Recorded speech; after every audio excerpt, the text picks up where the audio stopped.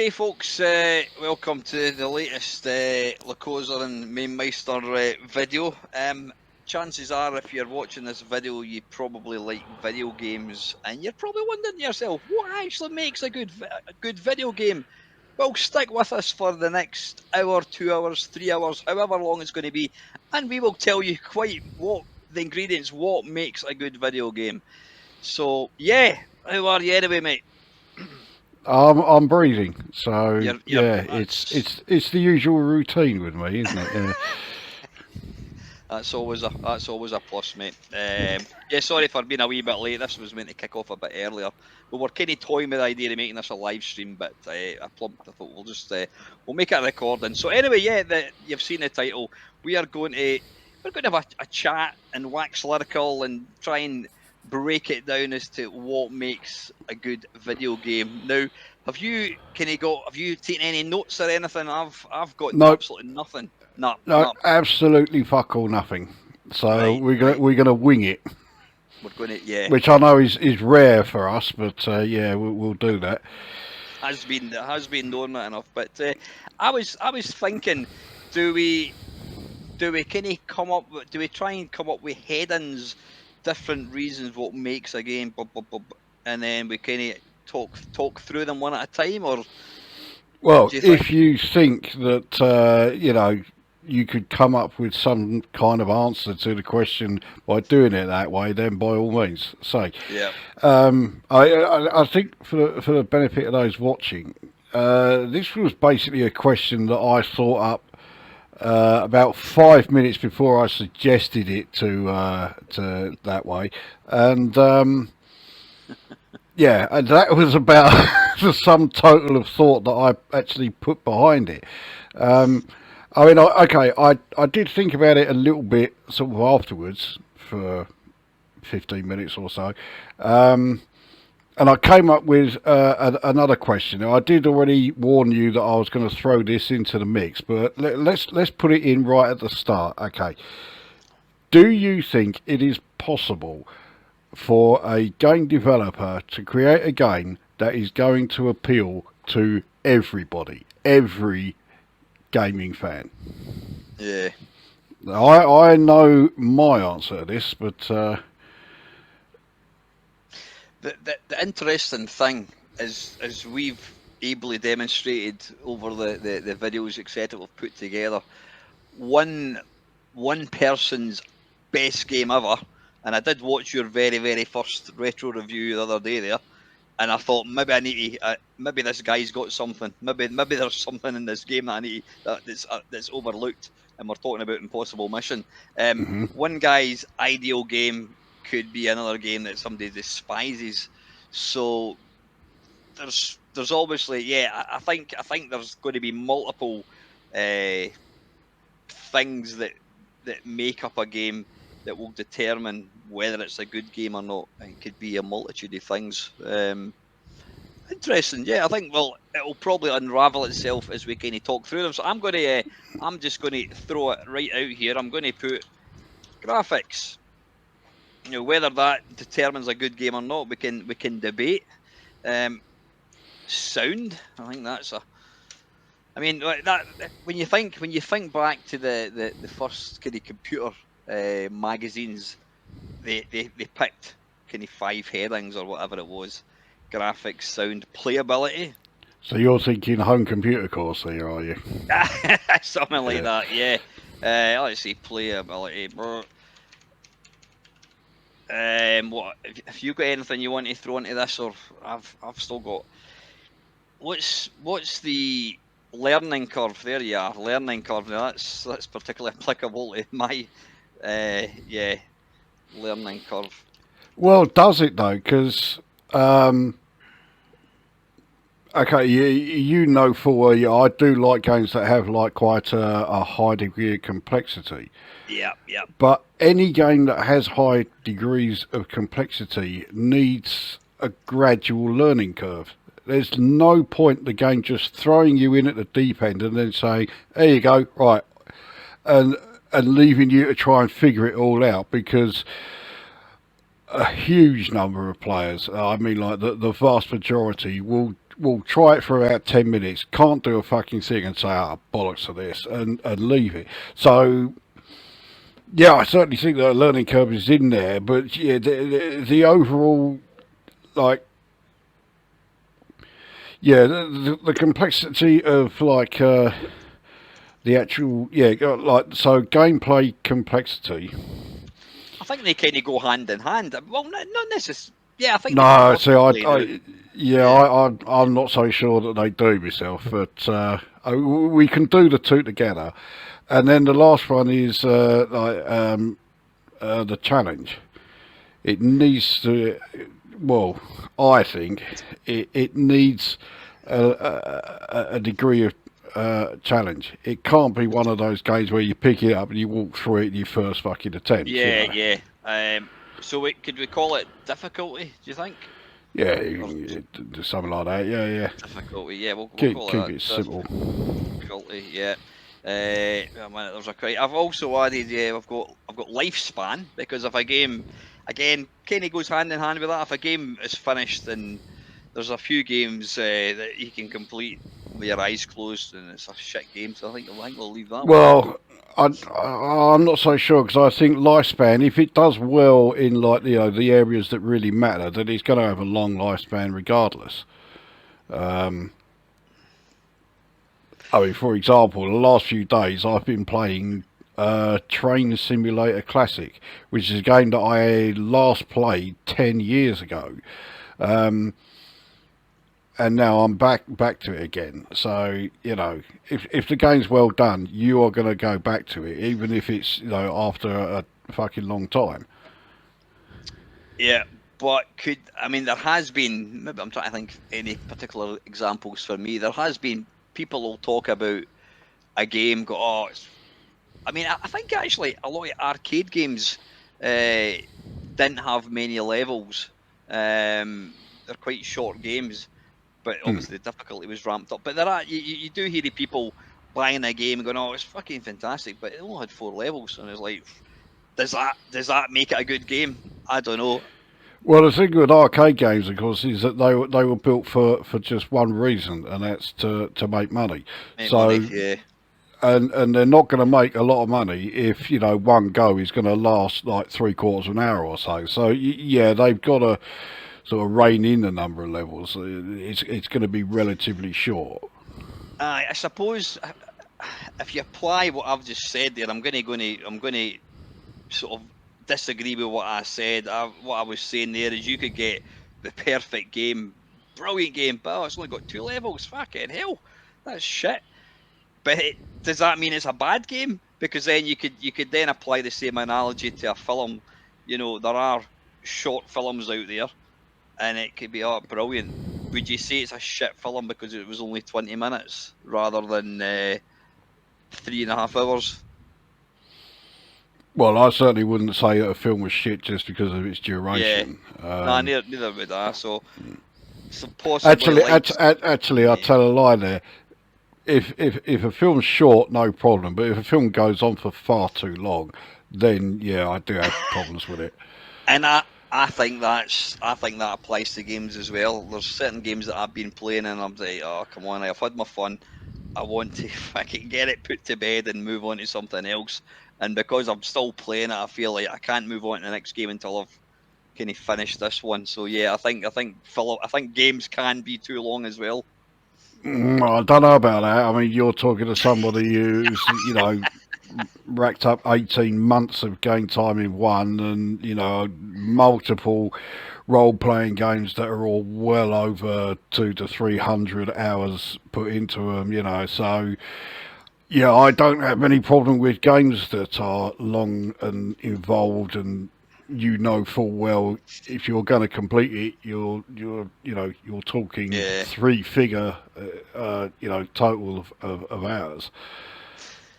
I know when you think you're like early games, 8-bit games that were written in like 16K or whatever the hell it was, a game that I think it's a fantastic game. It's a classic Manic Miner.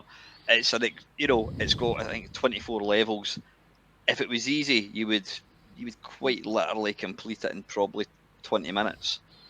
I think it's I think it's 20 levels, isn't it, Manic Miner? Is it 20 levels? You yeah. might be right. I don't know. I've never actually completed it. No, I haven't, but I knew someone back in the day who could complete it. I mean, Manic Miner is not really a great example for me because I don't like the game anyway. Yeah. So, let's face it, right? Yes, it is a difficult question to answer, especially when it's us two who are debating it because of the vast yawning chasm between the games that we both like. There are not a hell of a lot of games that we could both say we like. There's like I could. Yeah, there's a few. Which I think Oh, we'll need company. But yeah, there are a few, yeah. but it's not a huge number, I don't think. No. I've also got in there. Well, we've got controls. I've got game mechanics because there's always bits of a game where you'll go, "Oh fucking hell! It's bloody put us back." I think you've mentioned that in the past. Restart points, yeah. Yeah, restart points. Some of the older games were guilty of that. You collect so many gems or whatever it is you're collecting, you die, poof, right back to start. So I think game mechanics can differ from controls are quite literally how it responds to a kind of joystick movement. Game mechanics is, as you say, you go right back to start, whatever. So we've got graphics, sound, playability, learning curve, complexity, controls, lifespan. Whether we talk about that or not, we can worry about it. Difficulty. I've got variation. Do you want a game that's got the same Quo Vadis? We were looking at that the other day there, and it's just the same graphics. Having a game that get new graphics for every level can help enhance a game, I think. Game mechanics. Anything else that jumps out at you? How many headings have you got there so far? About 9 or something. 1, 2, okay. 3, 4, 5, 6, 7, 8, 9. Oh, hang on a second. 1, 2, 3, 4, 5, 6, 7, 8, 9, 10. 10. And you think we're going to do this in an hour and a half? Oh, we'll give it a go. If it runs to 2 parts, then so be it. But will we just start off with? Well, some of those sections, I think can be covered pretty quickly, so it probably won't be quite so bad. Right. So we'll start off. We'll start off with graphics. That's the obvious thing that you're going to see. Well, see, I think graphics make almost no difference. They have no bearing at all on whether I think a game is good or not. Obviously, if a game looks good, it does help, but it is far from essential. Prime example, full well I'm a huge fan of Adventure on the Atari 2600. Now that is never going to win any awards for its visuals, and even back in the day it wasn't exactly awe-inspiring visually. So, as far as the visuals go there, it has no bearing. It could be down to, the kind of game you're playing, mind you, for that, I'm not sure Adventure would be a good example to use, because I think certainly these days it really does help that role-playing games look good. If you're going to buy a new role-playing game today and it looks like Ultima 1 from, back in 1984 or whatever, no one's going to fucking touch it. No one's going to go near it. And to be honest, even though I am a big role-playing game fan, I would probably be one of them. I'd look at a new game coming out, see it looks like that, I'd be like, yeah, ta-da. So... Yeah, I mean, I think graphics is something that is going to vary from person to person, and it's going to depend on what age you are. I mean, as you say, if they brought out a game called Adventure on the PlayStation 5 and you were a square, nobody's going to buy it. Absolutely nobody's going to buy it. but back in whenever it is, 1979, 1980, you had Adventure. It was a great game, and it's a great game regardless of what the graphics are like, because I mean we could name like Beam Rider is another prime example of an absolutely shit looking game, but it's fucking fantastic. It's one of my favourite shoot 'em ups. It's Yeah, great. yeah, I mean, I actually never thought that Beam Rider looked that awful. I mean, all right, it was never going to, like, set the world alight or anything like that, but I always thought it looked fairly okay. I liked the sort of Tron-esque look to it with, the whole grid and that. Yeah. I'm maybe being a bit unfair, and I'm thinking your ship. I mean, your ship just looks fucking pish. It's blocky as hell. But yeah, the grid that kind of scrolls towards you does look quite impressive, I have to say. Yeah. Yeah. And I mean, if anyone was to tell me that they think Beam Rider is shit, then I would no longer be interested in hearing anything else they have to say. Because Beam Rider is a fucking great shoot 'em up, no matter what age we're looking at, and I won't hear otherwise. So do you, so I think we're kind of agreeing here, which is a shocker, that graphics, to make a good game, it doesn't have. Would you say that's a true statement? To have a good game, it doesn't have to have good graphics, or is there there is a sort of a certain degree of you want it to kind of look Yeah, what you're exactly. doing. There is a cut-off point. At some point, it will get to a stage where it looks so awful you won't go near it. But for the most part, yeah, graphics are they're a nice bonus. If the game looks good, then yeah, great. But so often, especially these days, if a game looks good, you instantly think, okay, they're trying to make up for the lack of something else. So the game looks great, which means that the actual gameplay is shit at best. Yeah, I mean, I think there's a couple of categories that we've listed here, which I would say are the fundamental bits that make a game shit or not. Yeah. Graphics, I think I would almost label it as a nice to have, because how many early 16-bit games, and I'm looking at Titus Software here, when you looked at the box, and when you were in Virgin Megastore and you looked at the screenshots, you thought, fucking hell, that looks brilliant, crazy cars, fucking brilliant. And then you put it on and it's just the biggest pile of shit ever. So quite Well, clearly graphics do not make a game. yeah. Although thankfully, I was never one of those that saw the screenshots on the back of crazy cars and thought that looked good. I always thought it looked shit from day one. Um, so yeah. But I mean, yeah, there was certainly quite a few games. I mean, I suppose, yeah, I don't know what other, like, Outrun or whatever. Outrun I the was 16. just going to Yeah, say Outrun, but I would say that about every version of Outrun, including the coin op. Visually, it looked okay, but the game was just there was so little to it. I just got bored with it really, really quickly. It just did nothing for me. so do you not play Outrun at all now? No, Nah, nah. no. No.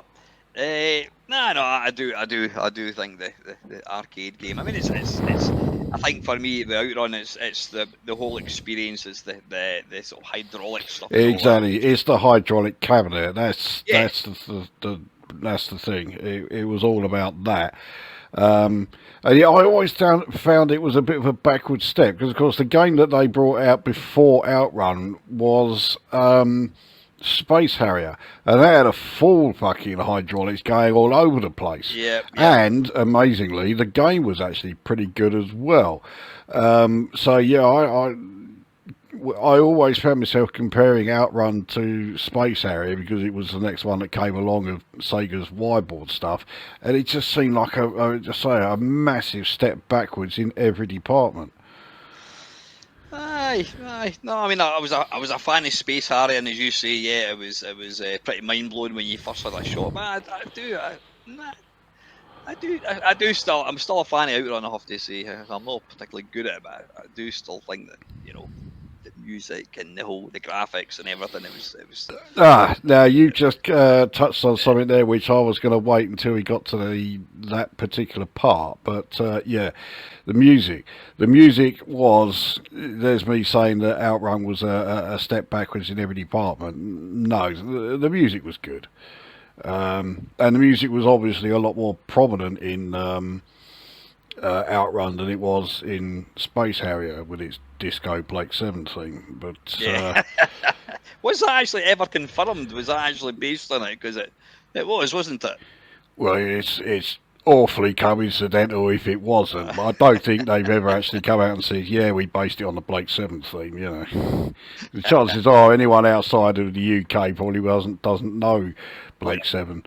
We never And knew what it was. now cue all the comments on saying, "Oh yeah, I'm not for the UK, but I remember Blake 7, blah blah, fucking blah." Yeah. Yeah, I mean, so yeah, graphics. We're trying to come up with the what makes a good game. In your opinion, do graphics? What should we? I don't know. Should we do this kind of score it? Should we kind of rate it out of 10? One being a catastrophic shit game, 10 being the best game ever. In importance. So would you say, like, a game that's got 10 out of 10 graphics, is that going to, or no, in fact, no, we don't rate it on how good the graphics are. We rate it on that particular category and say, in our opinion, if it's a 10, it means that is a really important part of what's going to make a good game. To me, I think, I mean, we've already we've pretty much demonstrated that you can get a game like Adventure or Beam Rider or some of these real early. I mean, let's take the very first well, not technically the first game. I think the first kind of coin-op that most people knew, Pong. Two rectangles and a square. You literally can't get any more basic than that. But people played it, so you don't need good graphics to have a good game, in my opinion. I think it's nice to have. I would put it as about a kind of 5, possibly. Don't know. No, you certainly rate it a lot higher than I do. I'd give it a 2 at most. The thing with using Pong as the example is, of course, at the time there wasn't anything else, or pretty much nothing else. So it was either, okay, you play this game that just says, a couple of lines and a square for a ball, or you don't play anything. So yeah, I'm a bit unsure about that one. Actually, you're right. I'm going to change. Can I change my score? I do agree with you, because if I had it at a 5, I mean, let's try and take it to at one end of the scale you've got Pong. And then at the other end of the scale, I don't know what's the most impressive looking game graphically wise. Probably any kind of modern game. Well, it's like yeah, I mean that I know of, I suppose they've got to go Baldur's Gate 3, Yeah, that has got impressive graphics. And any of these games like Last of Us and that, these are the extremes. And yeah, I'm gonna retract my 5, and I'm gonna put it down to probably a 2 as well, because in fact I might even go to a 1 because a game can be, you can play a game. I mean, I've been dabbling with a thing called Pico 8, which is a kind of virtual, it doesn't exist, it's like any console, and some of the graphics are absolutely shit, but brilliant games. I mean, we've just rhymed off Adventure, Beam Rider, Quicks. It's just lines that bounce about. Is it a good game? Of course it is. So I would agree with you. I think graphics doesn't really. Yeah, I don't think it really determines whether a game is any good or not. Yeah, Warlords on the Atari again. Unbelievably basic graphics. It's one of the best multiplayer games I've ever played. Warlords, never. Is that the 4-player one where you've got? Is it a paddle or something? I think it was. Yeah. 4-player paddles. I could never actually figure out what to do. I mean, I don't think I've played it in MAME. I think is it is it a multiplayer, or can you get like a one player? Well, yeah, you can have a single player version of it, and the other three players are computer controlled. But Yeah. yeah, yeah, it's a fucking great game. It's Aye. pretty straightforward as well. Yeah. Actually, the more you think about this, you know, missile command, asteroids, up, you couldn't get more basic looking graphics, and these are fantastic games. So Well, it is one yeah, to use as an example because, of course, there was a later pretty much copy of it where they did jazz up the graphics. But yeah. did that make it any better? And that is Breakout. Oh, great! I thought you were going to say blasteroids. That's kind of done the same thing with asteroids. Well, Blasteroids, well, yeah, that was like bringing asteroids sort of like kicking and screaming up to date. That's a bit different. But yeah, I mean, so Breakout, extremely simple. Then, of course, later on you get Arkanoid, but the gameplay is nigh on identical. And they've jazzed all the graphics up. Now, does the jazzed up graphics, you're looking at only graphics, no other aspect of the two games, Breakout and Yeah, Arkanoid. Does the jazzed up graphics make Arkanoid a better game than Breakout? probably not. I mean, No, I don't think it does at all. no, I don't think they did. Yeah, I mean, as you say, they added additional game mechanics, power ups and that kind of bollocks. But yeah, no, no, it doesn't. It doesn't make it a better game. And the more we talk about this one, I think graphics absolutely don't make a good game. I think it's nice to have. I mean, if I don't know, if Adventure came out, I don't know, on the Commodore 64, and it had instead of controlling a square, you controlled a little knight or something animated, and instead of having, I mean, what were the baddies? Well, there was the dragon, You had which the three everybody dragons, yeah, which all everybody, look like including myself, ducks. Yeah. thought were ducks. Yeah. If that actually looked like a dragon and it came out in 1985, would that be a better game than Adventure No, on the Atari it 2600? would be no different. Not to Yeah, me. yeah.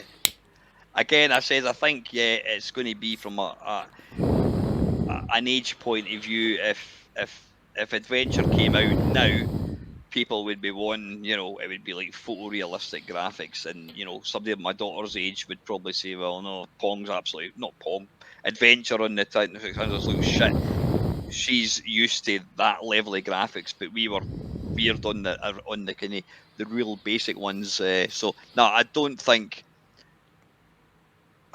We've seen it. I've seen it before. On like the, what do you call it, the Microsoft Xbox 360, when it first launched, they had their what do you call it, arcade range, and they released a lot of like classic games, Asteroids and Track and Field. I mean, prime example, Track and Field is one of my favorite arcade games. There was the option to have the enhanced graphics, or you could have the blocky graphics, and you can guess what one I played, and it wasn't the enhanced one. It just, Yeah. nah. So there's a perfect example. This game came out. You could have it with the original or in nicer graphics. Nah, stick with the original. So yeah, graphics definitely don't make a good game.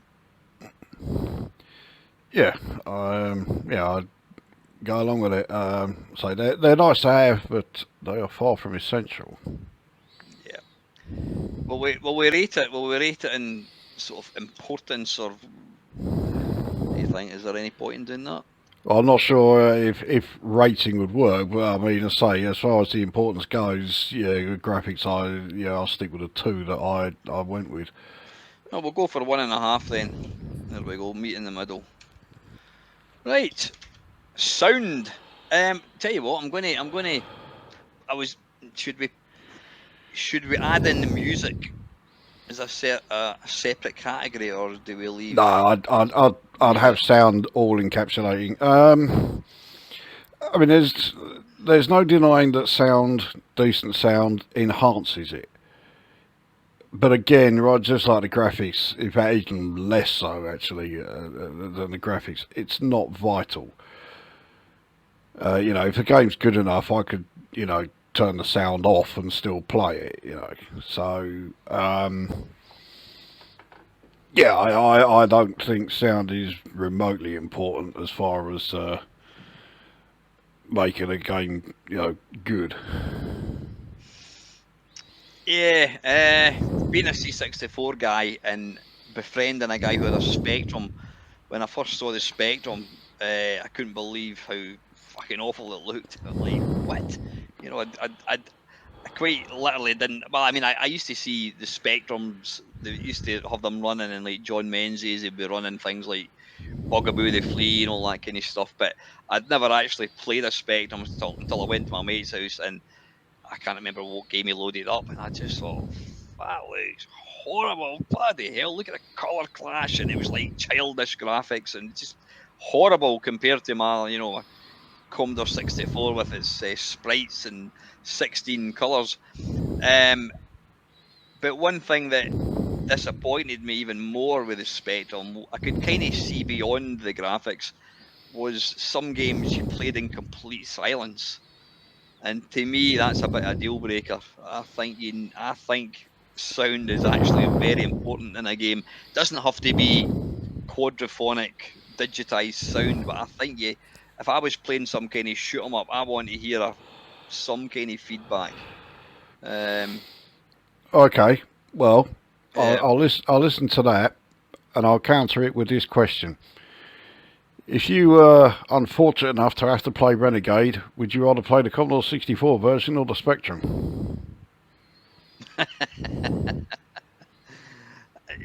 yeah, I, bastard. Yeah, Yeah, it kind of shoots that argument down in flames a bit, doesn't it? Because I do not believe there is anybody out there who would say they would rather play the Commodore 64 version of Renegade I, over the Spectrum version.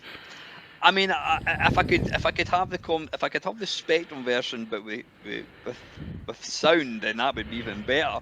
Yeah, I would pick the Spectrum one, but I would argue it's because the Spectrum on every other level is higher than the Commodore 64, which gives it the overall makes it the better game.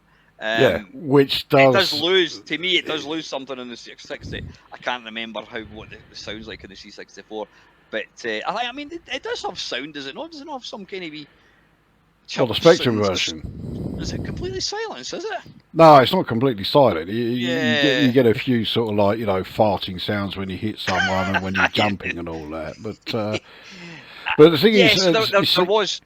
There was sound in it, but yeah, it was limited. I think. but I mean, so you were saying that you do think sound is important, but you've just basically agreed with my thinking there.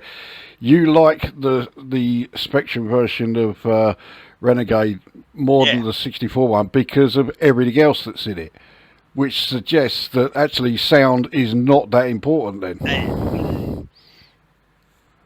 Yeah, it's not a 10 on the importance scale. It's definitely not a 10. I mean, there's other games, that when I was lad, I would look at the 64. Oh, that's fucking the Spectrum shit. But through the last 20 odd years of emulators and what have you, there are games that I looked at back in the day on the Spectrum. Thought that is shit. But now I would actually rate it better than the Commodore 64. Commando, Bomb Jack, Terra Bomb Cresta. Jack, absolutely, Uh, yeah. yeah. Terra Cresta, 1942. You put on the Commodore 64 version, 1942. It's got glorious. Who did the sound? Was it Mark To Cooksey? I think it was. follow, that's yeah, I think Mark I think it Cooksey. was Mark Cooksey. I don't rate, Fantastic sound. it, but there you go. Yeah. But bearing in mind, 1942 is not a good example to choose with me because I can't stand any version of it, including the coin op. Aye, Well, but I agree with you, certainly with Bomb Jack. There's infinitely better on the Spectrum than it is on the 64. I would also throw in, I know I'm in a very small minority when it comes to this, but I would also throw in Target Renegade. I think he's vastly better on the Spectrum than the 64 version. I detest the 64 version. aye, you were saying the Target Renegade on the Spectrum is infinitely better. Yeah, easily. It's just. We could also throw in every game that Durell Software ever released. They were always way better on the Spectrum than they were on the 64. That's not to say that every Durell game on the Spectrum was great, but it was always a billion times better than the fucking 64 versions. I suppose you know what when you think. In fact, I'm trying to think of what games. What did Darrell Software come out? Did he come out? Was it Fighter Pilot? Am I getting muddled up again? Um, Oh I think you're thinking of a game, was it Final Strike or something like that? no, no, no, Is it the no. one where you were a World War One pilot? You're in the old biplanes. I can't remember the name of it, but the 64 No. version was just a straight Spectrum port with some really annoying music added to it. But I mean, stuff like was it Turbo Spree or Turbo something. Esprit? Yeah, that was one of theirs. Sigma 7, Critical Mass. Oh Fucking yeah, hell. yeah, yeah. I mean, yeah. I mean, the two Saboteur games. Fucking yeah. Aye, that's Saboteur. Yeah, yeah, yeah, yeah, yeah. You're right. That raises an interesting question. You're right. And why were these games better on the Spectrum? Was it because the graphics were better? In which case, our 1.5 argument is blown out the water. Or was it something else that we're going to discuss later on that made it better? It Yeah. was, well, it was partly due to the fact that several of those games were just lazy ports. They didn't bother changing anything. So, you know, the two Saboteur games were just straight Spectrum ports. And then when it came to the likes of, you know, Turbo Spree and Critical Mass, it was like, you know, what the fuck is this? I mean, it was barely recognisable. If you'd played the Spectrum versions and then you went on to the 64 versions, in the case of Turbo Spree, that's what I did. Yeah, it was barely recognisable as the same fucking game. You know, it was just dire. The games were usually slower, despite the fact that they were coded for or supposed to have been coded for a machine that was far more capable. They always came across as though they just, well, firstly, they came across as they didn't have anyone out there that could code 6502 assembly, Yeah. And they just couldn't be asked, you know. That was how they always came across. And Yeah. while so many different areas of Durell games were awful on the 64, the sound was probably, yeah, I'd probably say the sound was probably the worst.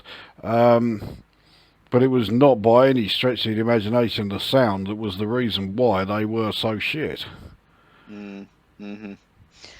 It's interesting, you know, when you again, if you just apply the sort of the general sort of logic of not logic, Spectrum Commodore 64 games, I would argue that 9 times out of 10, the Commodore 64 is going to have the better graphics.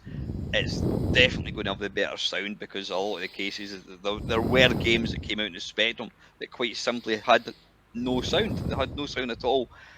But did that mean that every single Commodore 64 game was better than the Spectrum? Absolutely not. There are so many games that we could rhyme off that were much better on the Spectrum. So I think yeah, sound and graphics, they're definitely quite low down the list as far as what makes a good game because yeah, I do think I was going to say sound is. I don't want a game to not have any sound, but then that could apply to graphics. If a game didn't have any graphics, then that would be a shit game as well.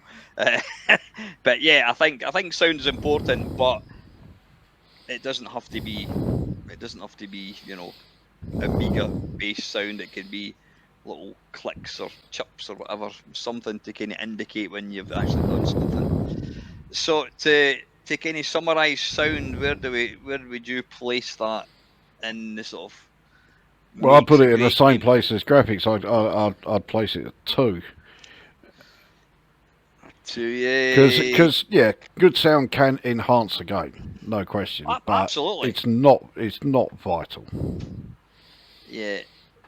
There's, I think it can depend on the game type. I mean, I don't know, you could probably play some kind of adventure type game or whatever, or a driving game in complete silence. You could put some, because I mean, when you played, here's the thing: when you played games back in the day, did you put like a cassette on or something, or put an album on and listen to music when you were playing No, games? no, never did. Yeah, I did. Yeah, which I suppose would say that the sound wasn't that important, I but mean, I never really needed to. Actually, you didn't really need to because with the 64, it always provided its own sound, whether you wanted it or not. aye. And hey, what's that? Oh, gosh. Because, of course, whenever you talk about Commodore 64 audio, because the first thing most people start talking about is SID music. And it did get to a point where SID music became almost, well, not almost, it became essential. Every game Yeah. that came out needed a piece of SID music. But it was never vital, it was just a case of it's there because the Commodore 64 can do it. But at no point was the music absolutely, vital to making the game good. But nevertheless, yeah, it was there, so I never felt the need to, provide my own music in the background. The odd thing is, there's certain games that you take away. I played because of the music, and you take away the music, and would I have played the game? Probably not. I mean, I've made no secret. Monty in the Run, I think's the most impressive SID tune I've ever heard. I mean, I know there's more modern stuff, but I just think it was a fantastic. Was the game good? The game was all right. Would I have played it without that tune? Absolutely not. And even Commando in the Commodore 64, you play that without any music. It's a bit shit. But you have the music, and it's this is great. Yeah, but the thing is, I think that's indicative of other problems that those two games have. Yeah. I mean, I had plenty of stuff that, I would only ever load up just to listen to music. I never even considered actually playing the game. Miami, was it Miami Vice or whatever Exactly, it was? Miami Vice, prime example. Yeah, put that on, listen to music for, like however fucking long. I'd let it loop and loop and loop, and no problem. Never actually And start the game though. and I did that with Alien until you actually showed it was actually quite a good game. Well, God, yeah. Took you all that time to realise. it did, and the thing is, I'm sure it did. It predated turbo loading, so that the tape was like that. It was a good solid 20 minutes to load it. Yeah, I don't know. I don't think it took that long. I think it was less than 10 minutes to load Was that it? one up. I mean, yeah, it didn't have a fast loader on, I think, but Yeah, yeah, it never felt like it took a long time to me. maybe it's just my imagination playing. What's interesting? I'm kind of going off on a bit of a tangent. The very That's very rare. first video game I ever played at home was on my Texas, and I only owned one game for it, and it was a basic game which I sent off. It was a mail order game, and somebody in my Discord actually alerted me. I've hunted high and low for this game, could never find it, and somebody actually alerted me to somebody's made a video and they feature that game, and it's actually got much better graphics than I remember it to have. Still absolutely shit, but in my mind, it was like just letters of the alphabet that were like what you controlled, but it wasn't like that at all. But it was still fucking awful. But yeah, and then so equally, there's games that you'll play because the gameplay might be pretty shit or the graphics might be shit, but monitoring the run's got fantastic. I listen to that over and over again. Commando again, that the sound makes it, but then equally, a game music does not maketh a game. We're looking at Miami Vice, and there's been a few other games that have come out over the years that are absolutely garbage, but they've got really good music. And would you class Miami Vice as a good game? Don't think so. No, it doesn't even come close. Yeah. So, do we agree that sound is going to be? What did you go for, a 2? Did you say? Well, I went for a 2. I mean, you started off saying that you thought sound was quite important, but it sounds like you've come around to thinking maybe not so. Yeah, I mean, if you had said, I mean, it would never be. Would you quite happily? Here's a thing I'm going to put to you. Would you play a game that had no sound? Yeah. Even like a shoot 'em up or an arcade game, you'd play it if it had absolutely no sound. You're playing in silence. Yeah, I mean, shoot 'em ups and coin-op games in particular. Okay, yes, the audio does certainly enhance those, but those games are simple enough that I don't need it. As long as I can see what I'm doing, I don't need the audio. So it wouldn't be my first choice to play them silent, but I could still play them without the sound. I suppose when you think you like Elite, that was largely played in complete silence, wasn't it? Well, yeah, I mean, Elite's a pretty good example. I mean, admittedly, that was the only one of the series that was played mostly in silence. All the rest had plenty of background noise added to it. But I mean, it certainly wasn't the addition of extra sounds that was the reason why I prefer Frontier and First Encounters to the original Elite. Just again, I'm going off tangent. I was digging into some of your first ever videos. Christ, you've been playing bloody Elite Dangerous for a few years, haven't you? I think my first ever 9 years ago or something. Elite Dangerous video, yeah, it's got to be 19 years ago. And of course, back then I was playing Beta 1 because the game hadn't been released yet. So yeah, that was when it first started. I think my first video I was explaining about power priorities because they were all asked backwards. Back then, priority 5 was actually considered top priority instead of priority 1. Fuck knows why they bollocks that up, but yeah, there you go. And so you can tell it was one of my early ones. It's cringing now. Every single sentence I say starts with the word "so." I mean, I know I still do it a lot now, but in that video, it's every fucking time. Oh, God. Yeah, anyway, yeah, go on. Aye. Right, I think we'll go. I'm going to agree with you. We're going to go for a resounding 2 average out of importance for sound. Right. Next one on the list is playability. Now, I know I've written it down, but I'm going to ask you to define playability. What's playability? Well, I suppose it is. I mean, yeah, it's what you're actually doing in the game. It's the combination of the controls, the objective, and the difficulty level. It's all of those things put together.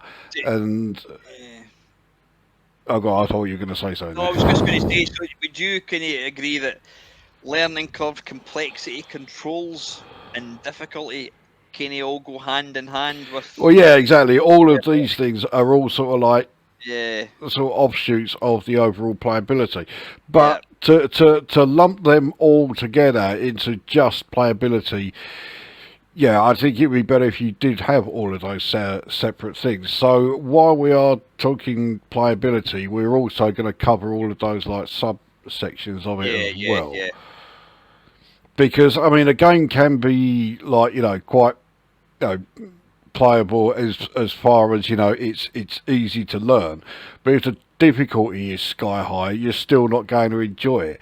I take for example, right, Knuckle Busters, absolute fucking shit pile of a game, but right. The gameplay itself is easy to learn. You know exactly what you're doing, but the difficulty is so ridiculous that it just has you throwing the fucking joystick across the room. It's utter shit. So you could almost say controls are kind of like Knuckle Busters. The controls are, give it 7 out of 10, whatever you want to call it. But the difficulty is so ridiculous that it makes it unplayable. So I would probably say the playability factor of Knuckle Busters is probably pretty low. Well, I put it at 0. Yeah, yeah, 0. Yeah, yeah, yeah. I mean, the prime example, as far as I can see, for playability. I mean, as you say, playability is really a title, and it's broken into all these learning curves, complexity, controls, difficulty. Um, the prime exact playability is it playable or not? If somebody was to walk, and I think most arcade games had to be playable, because if you walked up to an arcade, put your 10 pence in, uh, and you didn't have a clue what you were doing, you wouldn't go away. They want these guys that make these machines. They want you to go, oh fucking hell, this is pretty good, and then you die. Like Frogger, I mean, Frogger's got a joy, or Pac-Man. Pac-Man, I mean, for example, is probably the simplest game you could ever play. There's a joystick. That's it. Yeah, exactly. But I mean, arcade games are they're a slightly different breed because they have to have that level of simplicity, otherwise people won't go near them. And also, of course, they have to have that combination of incredibly simple to play, but also have like quite a high difficulty level because they need you to keep pumping money into the things. So arcade games are pretty. I'd almost put them separate to actual like video games for home systems. Yeah. For that reason, it's one of the reasons why one of two big reasons why I was never that keen on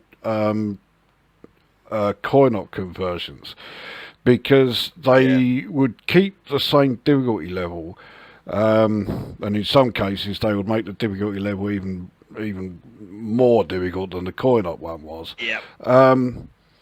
But they would always ignore the fact that why was the difficulty level set that high in the first place? Because they want you to keep putting money into it. So when you're doing a conversion, they should tone the difficulty level down, not a hell of a lot, but just enough so that you are going to progress. Exactly. So keep the challenge there, but don't have the same astronomical difficulty levels that the coin-op versions did. I mean, can you imagine what a fucking a coin-op conversion of like Gradius 3 would have been like, or Vulcan Venture? God, that'd be fucking punching the screen. I totally agree. I mean, yeah, arcade games were written. Pinball tables disappeared. Fruit machines, well, they were still there. Arcade machines were written specifically to generate money. That was it. And as an offshoot of that, home computer companies thought, oh, let's bring out Pac-Man because people will pay money for that. And yeah, they were made ridiculously difficult. And if they did make them a bit easier, the problem you'd have is most arcade games have only got maybe 6 levels, and so you would quickly get to the end of it. And so I think they made them ridiculously difficult in the home systems. but to me, I don't think arcade games particularly make good games. Yeah, I see. I Yeah, think you've chosen an interesting example there with Pac-Man. Because I personally, this is just me. I don't know if he's right or not, but I think the reason Pac-Man took off so much in home systems was because of the popularity of the Atari 2600 version. But of course, with that, they did it properly because they did not do an out-and-out conversion of the coin op. They changed the map completely, changed the maze completely. They changed the difficulty level, and you know, one go of the Atari 2600 version lasted a hell of a lot longer than the coin op one. mm, So because they did exactly what we were just saying, you know, that you should do with coin op conversions, it was popular on a 2600, and consequently all the other computer systems, you know, it was like, okay, we want a version of Pac-Man for you know, for our computer. And they basically completely ignored the 2600 version and just went straight for the arcade coin-op one. So you then you had, like, you know, the high difficulty level coming back. And yeah, I think they rather fucked up by doing that. They had the example right there in front of them as far as like the template for doing arcade conversions. Take the general premise of it, change it so that it better suits your, you know, the system that you're using, yeah, the host machine. and then, you know, away you go. And yet so many of them just didn't do that. And it's interesting you're mentioning Pac-Man because if Huh? you look, if you delve into, like, you know, the worst video games I've ever, no idea where they are. Pac-Man. Oh, I've no idea.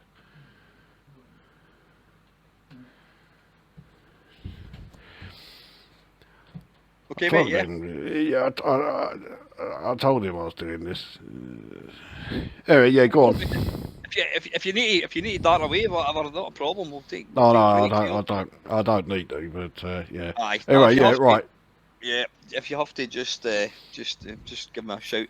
Yeah, interesting that you've mentioned Pac-Man, because if you delve into any sort of, 10 of the worst video games ever, Pac-Man on the 2600 will appear in quite a few of these lists, and it Yeah, always annoys the hell out of me yeah, I think that's because, ludicrous. yeah, And their reason is always the same, and it's the reason that I've just said as to why I think it is decent. It's not a straight conversion.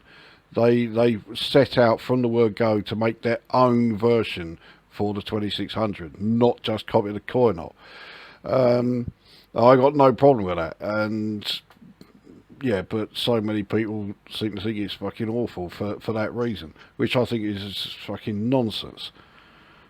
yeah. I mean, they toned down the difficulty quite a bit, and yeah, obviously, yeah, there were certain flaws. I mean, for example, when he's eating up and down, he still faces left and right, things like that. But yeah, maybe people were wanting an arcade perfect version of Pac-Man. But the thing is, all right, and yeah, the sprites do flicker, etc. But Yeah, but who that's cares? by design, isn't it? Ah, With the ghosts. it was a bloody. I think somebody has since brought out. They've kind of tweaked it and they've got it so they don't flash now. But I thought it was a great game. I mean, I didn't have a 2600. A mate of mine's did have one, and he brought it down to my house one night, and he let me keep it overnight, and I literally sat the whole night, just playing Pac-Man, and I've still got. I I still actually fire it up now and again and play it.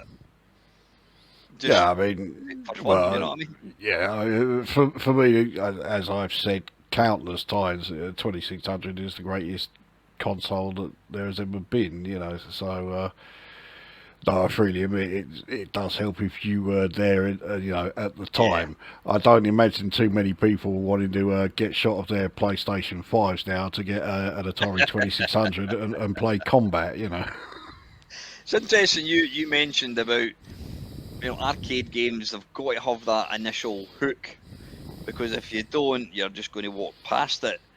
And yet, if you ask people of a certain age, like us, old farts who grew up in the classic video game era to name the top 10 video games, arcade games, chances are there's a certain game by Williams, Eugene Jarvis, and it's Defender, and that is fucking ludicrous.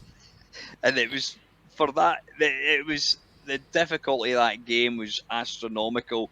They had something like 6 buttons, joystick, 6 buttons, and I No, it just didn't have the joystick, did it? It was all buttons. no, there was a joystick up and down. It moves. It Oh, only moves up and down. That's it. I remember it was buttons for up and down as well. So maybe there were two different cabinets for it then. I don't know. But, From as far as I was aware, it was always. I never saw. Maybe there was. It's quite possible. It's like when you think to like Space Invaders, I always think, oh, joystick, but it wasn't. It was buttons. Left and right were buttons. So a lot of them. I mean, Space Invaders could always get away with it because just left Yeah. and right, no problem. But with Defender, see, I don't mind Defender, but I was not a huge fan of it for that reason. It was just too difficult to get the grips with the controls, and they were quite spread out, and they weren't. The positioning of them was not particularly logical. So you would have like. I think you had the up and down button, and then the other side you had the shoot button. But I think the smart bomb button was by the up and down, the movement ones. The thrust button I think was around like the fire button. It was like, why are they there? So so yeah, I was not the biggest fan of Defender.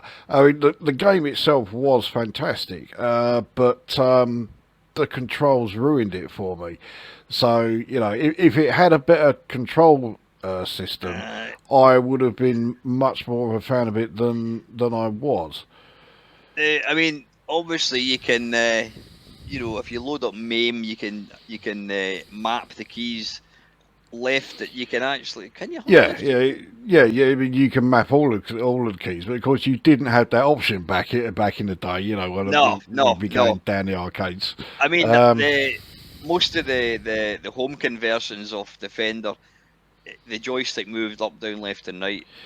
Well, the only one I can think of that was a good conversion, except it wasn't actually a conversion, it was supposed to be an original game, and that's Drop Zone.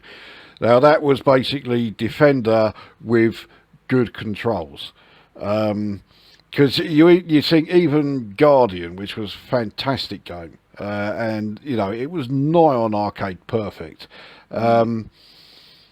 but it still had the same rather annoying control layout. Well, I would agree with you up until a few years ago, and I was lucky enough when I got my MAME cab. The guy that I bought it off, Paul Spriggs, held the world high score record for Defender. So this cabinet that I bought off him has got the Defender controls. The only difference is the joystick is whilst moves up and down, also moves left and right, so it doubles up as a control stick.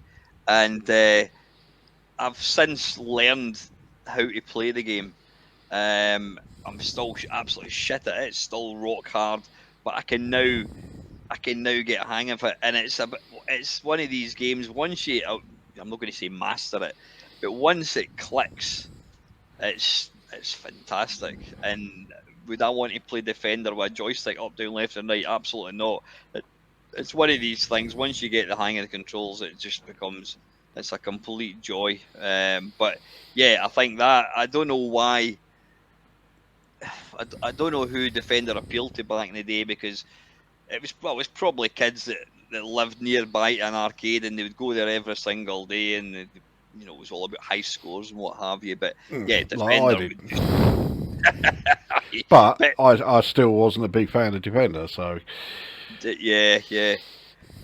Which is interesting, since some of the games that you play require multiple keys and what have you, and buttons and all that. I thought that may have been a game that you thought, I'm going to fucking control this. I'm going to break this game. Yeah, but look at what those games are. I'm assuming you are referring to, in particular, Elite Dangerous. Yeah, For yeah, yeah. one thing, with that, a lot of the time actually it's always the same keys doing everything. It's just that Mm. it depends on what mode you're in. But that's by the by. I mean, Elite Dangerous is it's a completely different game. It's a sort of simulator. Um, Whereas Defender is an out-and-out arcade game. So, complexity of controls are great if you're playing the right kind of game, but I don't think an arcade game is the right kind for complex controls. I'm just sitting thinking. I wonder if Archer McLean. I wonder if Eugene Jarvis deliberately thought, "Fuck it, I'm going to throw these." If they think they're getting up, doing left and right, and shoot, they can think again. I'm going to make this difficult. That's Can you exactly what he imagine? was thinking. Can you That imagine? is, yeah, it was done deliberately to be like as Yeah. difficult as it could. Can you He's admitted imagine that on several play? occasions. Yeah, go Yeah. on. Can you imagine playing? I mean, the controls in Pac-Man is up, down, left, and right. So if you were playing Pac-Man based on Defender controls, up down would be fine. It would move up and down. If you wanted to go left and you were going right, you would have to press the reverse button to change direction. And then you'd have to thrust Well, to I the side, reckon, yeah, and I then reckon you'd reverse. if it was going to have that, yeah, but it would also it wouldn't be up and down, left and right. It would be like, okay, yeah, this key rotates you 90 degrees in one direction. The other one, yeah, rotates you 90 degrees in the other one, and then you're having to push, the thrust key to move forward in that direction. Yeah, it'd be like that, and it'd be like, no fucking way, I've had enough of this. Playing Pac-Man using asteroids controls. That would be Yeah, yeah. yeah. There's probably a reason that they never that never really kind of caught on. But aye, yeah, playability. We'll break it down into the little sub kind of titles of Yeah, the so game. yeah, so what's the next one in the the subcategories? Well, we've got learning curve. Okay, right. So, so this is this is an interesting one. This because so you know full well that I do like games that have like that are quite involved, shall we say, or at least on the surface it looks like they are quite involved, and there's a lot to learn. In fact, looks are quite deceiving. You look at stuff like Age of Empires 2. On the surface, it may look. Because I know you've mentioned a few times about wanting to play it, but I can also, even though you've never actually said it, I can just imagine you looking at a video of it and thinking, fuck, that looks far too complicated for me. I'm not going to worry about it, and it's not the case actually. It's pretty straightforward, and most of these games, that I'm really into. Let's use Elite Dangerous again. Another one. I mean, you have played it a little bit, and I seem to remember you did start to sort of get to grips with the controls a little bit. Because, well, for one thing, you didn't use my control method. Because the first time you played it, you asked me what was the best control method, and I said, well, keyboard and mouse, because that's all I've ever used.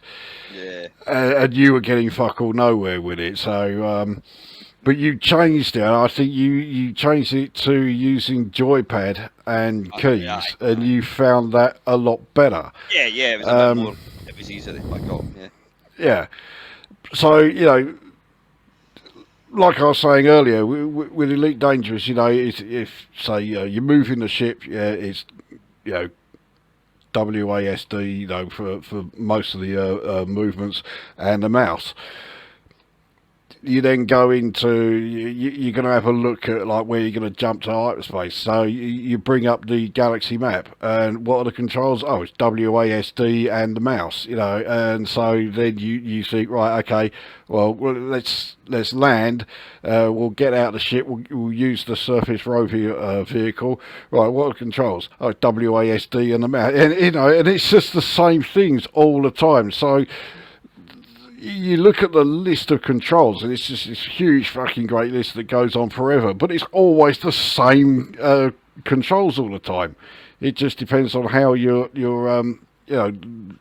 whereabouts you are within the actual game itself. So again, it looks like it is really complicated, but really it isn't.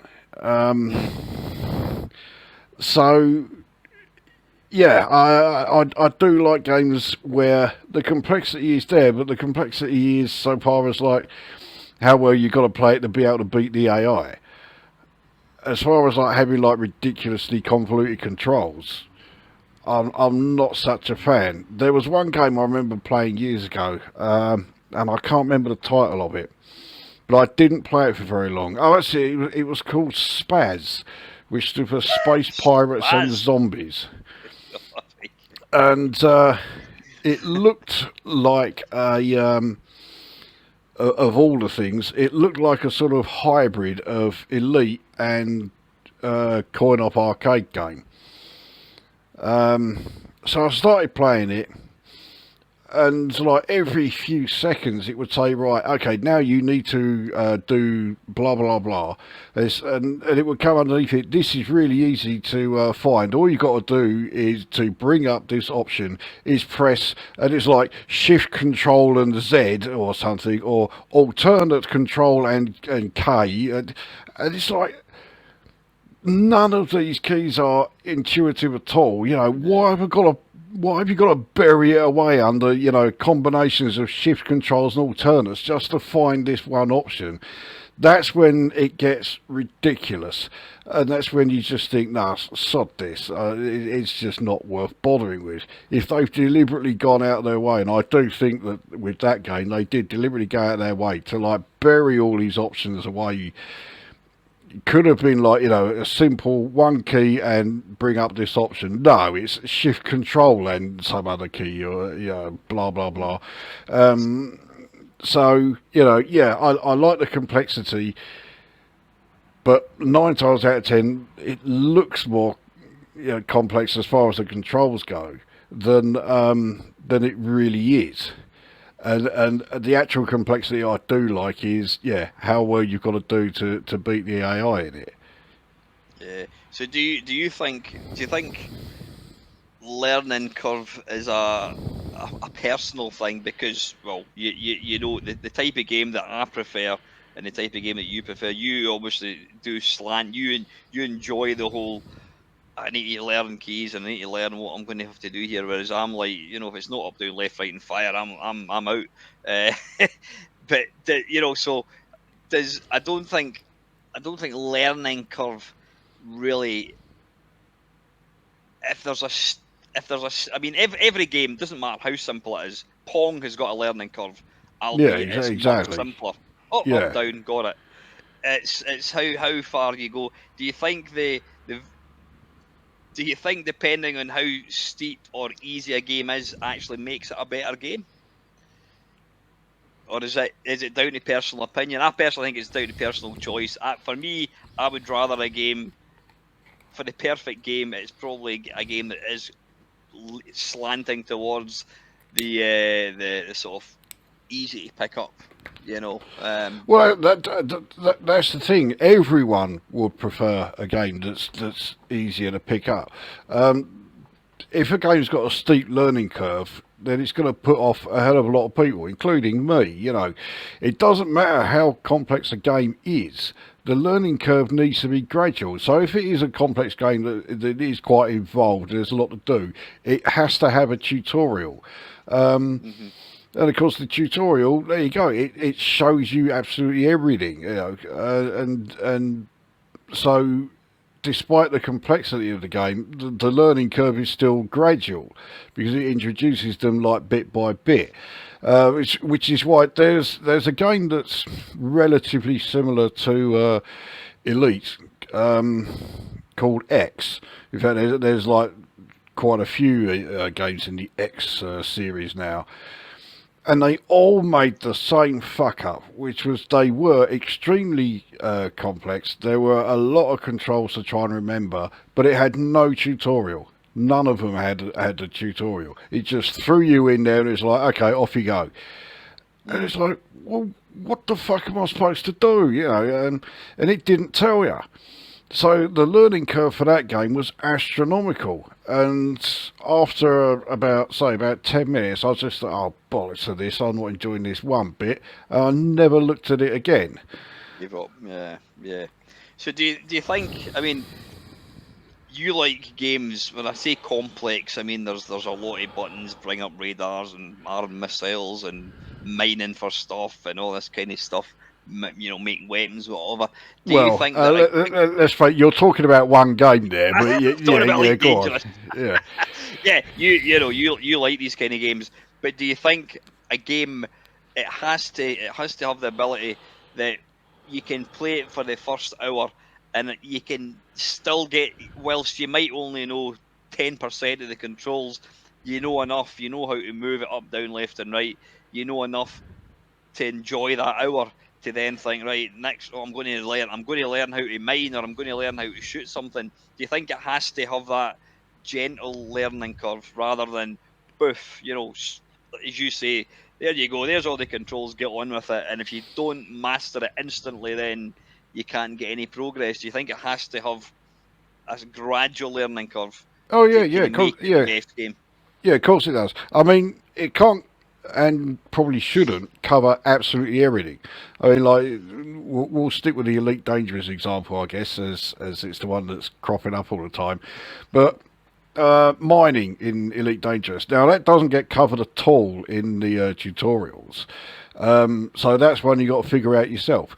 But it's pretty self-explanatory when you see items that you can buy for your ship called mining laser. Ooh, what's that used for? Refinery, prospector limpets controllers and collector limpet controllers. It's all pretty obvious what these things are all used for.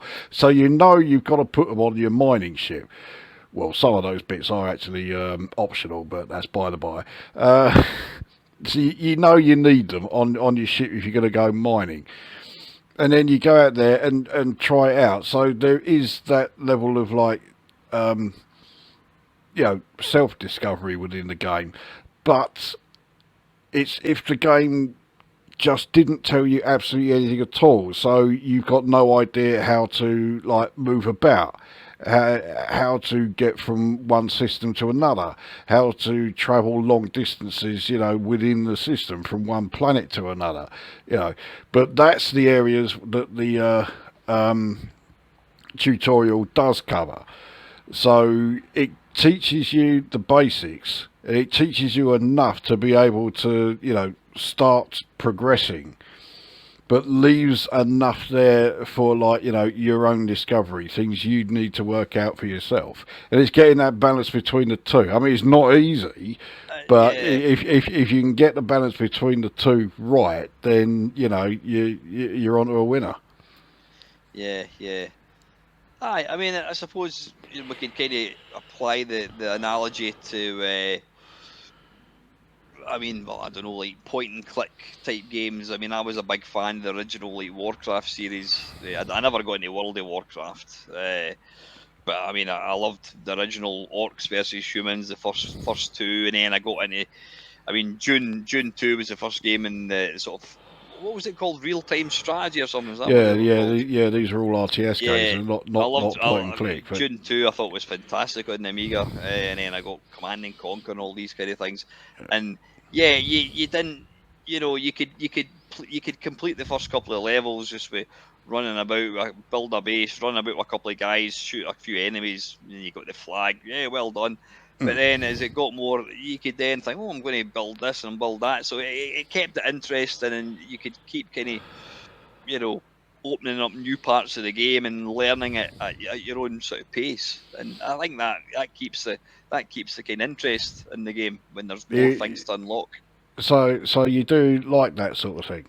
Oh yeah, Because the yeah. thing is, that description there, you've just described Age of Empires 2, and yet you seem very reluctant to try that. I'm absolutely. We will do a video, when it's a live stream or whatever. Can we kind of play as can you play as a kind of two players type thing? You can be either player Yeah, v player or co-op against a. maybe a co-op, something like that. I will absolutely give it a go because I mean, I loved all these games, and I wouldn't mind kind of trying my hand out, trying my hand again with them. Okay, right. So You heard it here, right? Yeah, he's gonna try it. we will get that going. But yeah, so I mean, I think uh, you know, I think a learning curve is something that even the worst game ever has got. Learning curve. If you've got a game, then it's got a learning curve.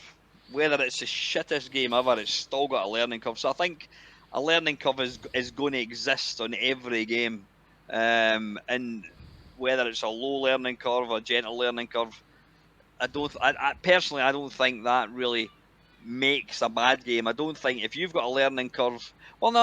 I mean, I tend to talk and then I change my mind when I'm talking. No, I think. No, fucking hell! I'm just contradicting myself. Yeah, every game does have a learning curve, but if a learning curve is too, if it's too, within the first minute you've got in your very very first game you've got to know all the controls, then it's not a good game, because it's going to be quite simply impossible. I mean, the prime example of that was a game that. And again, it's a game that I would load even now just to listen I to the think I music. know what game you're gonna say. Go for it. Is it Shadowfire? It's not actually. No, it's Fucking hell. that's a Although good that example. that would come under it, yeah, definitely. Yeah, go on. Flight Path 737 by Analog Software. I The don't know that idea one. is you go over the mountains, and you land. And me, my brother-in-law, and my mate used to be huddled round the Commodore 64, and you had to be pressing everything all at once. And we played it and played it and played it and played it. And we never ever managed it. And that was with three people. Right, you do the flaps, and he knew that when you got above 180 miles an hour, he'd raise the flaps, and I would follow that, and we could never do it. So the learning curve of that was woof. It just went right up at the start. It was not a gradual learning curve. So whilst I think every game does have a learning curve, I think it's got to be kind of gradual. Either that, or it's got to have enough documentation with it. Like a manual. When it comes to things like simulators, like that one on the 64, you never looked anywhere other than Microprose. They always did simulators right on the 64. Whether Mm. it's gunship, F-19 stealth fighter. What was the other one? Was it F-14? No, F-15 Strike Eagle, wasn't it? That was on the 64.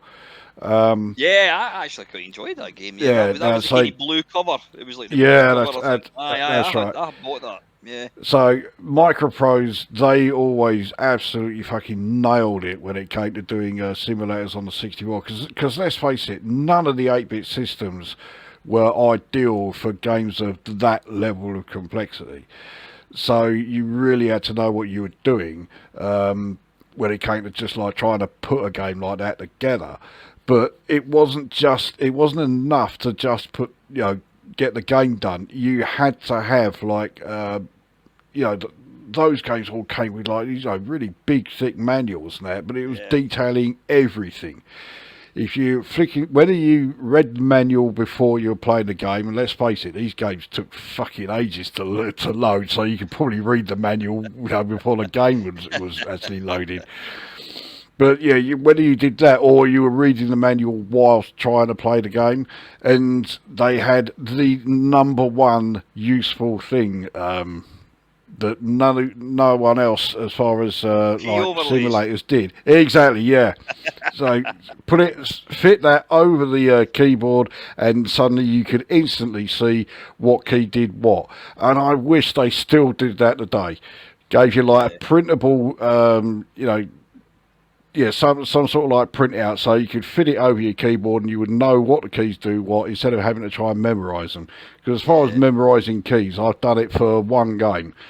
You don't need to be a genius to work out which one that is. But the rest, like say like Age of Empires 2. Now there are keyboard shortcuts for absolutely everything in that game. I do not know a single one. So I'm just playing it with the mouse, which means, I mean, if you see some videos of that game being played on YouTube by people who are like really good at it, and it's just jumping about all over the place because they're just using nothing but keyboard shortcuts. I don't know any of them. I wouldn't stand a chance playing against someone like that. And to be honest, I would hate playing that game like that because I like to actually, move the mouse around, see what I'm doing. That's fine. So I'm never going to be great at Age of Empires 2, although I am good enough to beat the extreme AI. Yeah, interesting talking about Elite Dangerous. When you and key overlays, when you think about the original Elite, obviously on the BBC, but the one that you and I played was the Commodore 64. It had the overlay and all that, which was great. It had the big thick manual. I mean, that had a fairly steep learning curve, I think. To really get anywhere, you had to be able to dock, and I mean, that took a bit of practice. Yeah, I didn't find the learning curve that steep, to be honest. I mean, having a steep learning curve and the game actually being difficult are two different things. So as far as the learning curve goes, yeah, I didn't have a problem, and yeah, the keyboard overlay helped, even though all it told you was what the function keys did and what the numeric keys did. It didn't tell you any of the other, like ECM and Energy Bomb and all that. It didn't tell you any of those keys. Yeah. But yeah, so I didn't find it. I didn't think it had a particularly steep learning curve. It was difficult when you were first playing it, and yeah, docking was really hard to begin with. But say that is game difficulty. That's not steepness of learning curve there. Yeah, but again, I think it was one of these games. Yeah, when you first load it up, if the only games you had played prior to Elite, I mean, let's be honest, Elite this came out of nowhere. I mean, we're used to playing arcade conversions, and Yeah. then suddenly this game, this fucking space opera. I mean, I remember seeing it on the first cover, the first issue of Zap. That was the gold medal game. I'm like, what the hell is this? And I'd heard of the game. I was aware that there was a game called Elite, and it was like in space, and I didn't know really. I didn't know anybody with BBC. I'd never seen it, and of course they raved about it, and I went out and bought it, and it was one of the first games that I used to pull. Me and my mate used to pull overnighters constantly and just playing it and playing it and playing it. And once you mastered a line and flying underneath the directly underneath the let's call it the space station, and then stop and then turn your ship, would it be 45, 90 degrees, and then you're facing it, and then you have to rotate in line with the rotation of the spaceship. Once you master that, it was fantastic. You got such a sense of achievement that you could Oh yeah, think that you especially could fly this thing. the first time you docked, it was like fucky yeah. Yes, but yeah, yeah. when that game came along, yeah, there had been nothing like it before. So of course, no one was used to that level of difficulty or level of complexity of a game. So yeah, loads of people who bought it were fucking useless at it for at least the first week or so. But yeah, I got no problem with that. I don't mind that at all. Maybe back then I probably didn't have the patience and I would get annoyed by it. But I did persevere with it because I thought the game was that good. So yeah, so when I then got to the stage where I was able to dock, in fact I got to that point so well, not particularly quickly, but I was able to master it eventually to such an extent that the docking computer was the very last upgrade I actually got for my ship in there. Was that right? That right? Yeah. So Yeah. I think it. I think it. I mean, I'll be honest. I think I did get. I bought the docking computer as soon as I could, and I think it kind of lost something a wee bit when that thing came along because you just pressed it, and then, of course, the Blue Danube kicked in, and then you went and made yourself another cup of tea as it docked. But I think you still got attacked, didn't you? You still Ships You can still could attack you. you could be, but if you were being attacked while you were trying to dock, then the chances are you'd done something to piss the docking station off. In which case, you were going to be dead no matter what you did. Aye, You aye, know. that's true. That's true. But yeah, I think it did kind of lose something slightly once you got the docking computer. But yeah, that moment, we could all remember the first time you managed to successfully dock the computer and sell like narcotics and double your money. Holy fuck, 200 credits. Fuck's sake. Yeah. I mean, here's the weird thing. So you were able to dock in Elite, but you have a hell of a hard time trying to dock in Elite Dangerous. And believe me, docking in Elite Dangerous is way easier than it was Is in it really? Elite. Yeah. So I'm surprised you had such a. Actually, I know I'm not surprised. It's because you were using a totally different control method then. So you were using what I use. So you were trying to dock using the mouse, and yeah, you were having a hell of a job with that. And I've never gone back to it since. I mean, I really should. Actually, somebody's I think it's out in the. I think I bought it in the PlayStation 4, and I think to myself, maybe that's the version that I should pick up because it's going to be designed specifically for a gamepad. I don't know whether it be. We I can mean, I use know it's not gamepad going on to the get. PC version as well. Yeah, that's true. Yeah, yeah. So I'll maybe need to give it a go. I don't know. I don't know. Presumably, it'll not be as up to date as the. Yeah, it'll not be anywhere near as what the PC one is. no, because they But no, stopped I'll development definitely. on the console versions. What's So that? they stopped development on the console versions. So yeah, there's a lot on the console versions that's missing compared to the PC one. Kind of missing. Aye, but yeah, I mean the brilliant. I mean it's there's key moments in my kind of video game life that were like wow, and playing Elite for the first time was one of them. And people going about, oh look how flickery the graphics were and all that. It didn't bother us. You saw beyond that. You didn't. Well, I mean, the 64 version of Elite, let's face it, it's not brilliant. The flickering nature of the graphics is pretty bad, and it does slow down a hell of a lot when you've got like you don't even need to have a hell of a lot on the screen in front of you for it to start slowing down. Of all the 8-bit versions, it's the one that plays the worst. It's possibly the nicest looking one. But there we go. Here we are with how important graphics are again. Yeah, the 64 version is the nicest looking one, but it is by no means the best one to play. The BBC version is the best one by a fucking mile. Yeah. I remember when you got the military laser, it would go.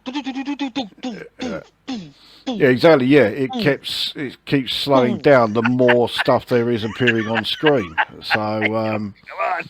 yeah, that wasn't so great, but.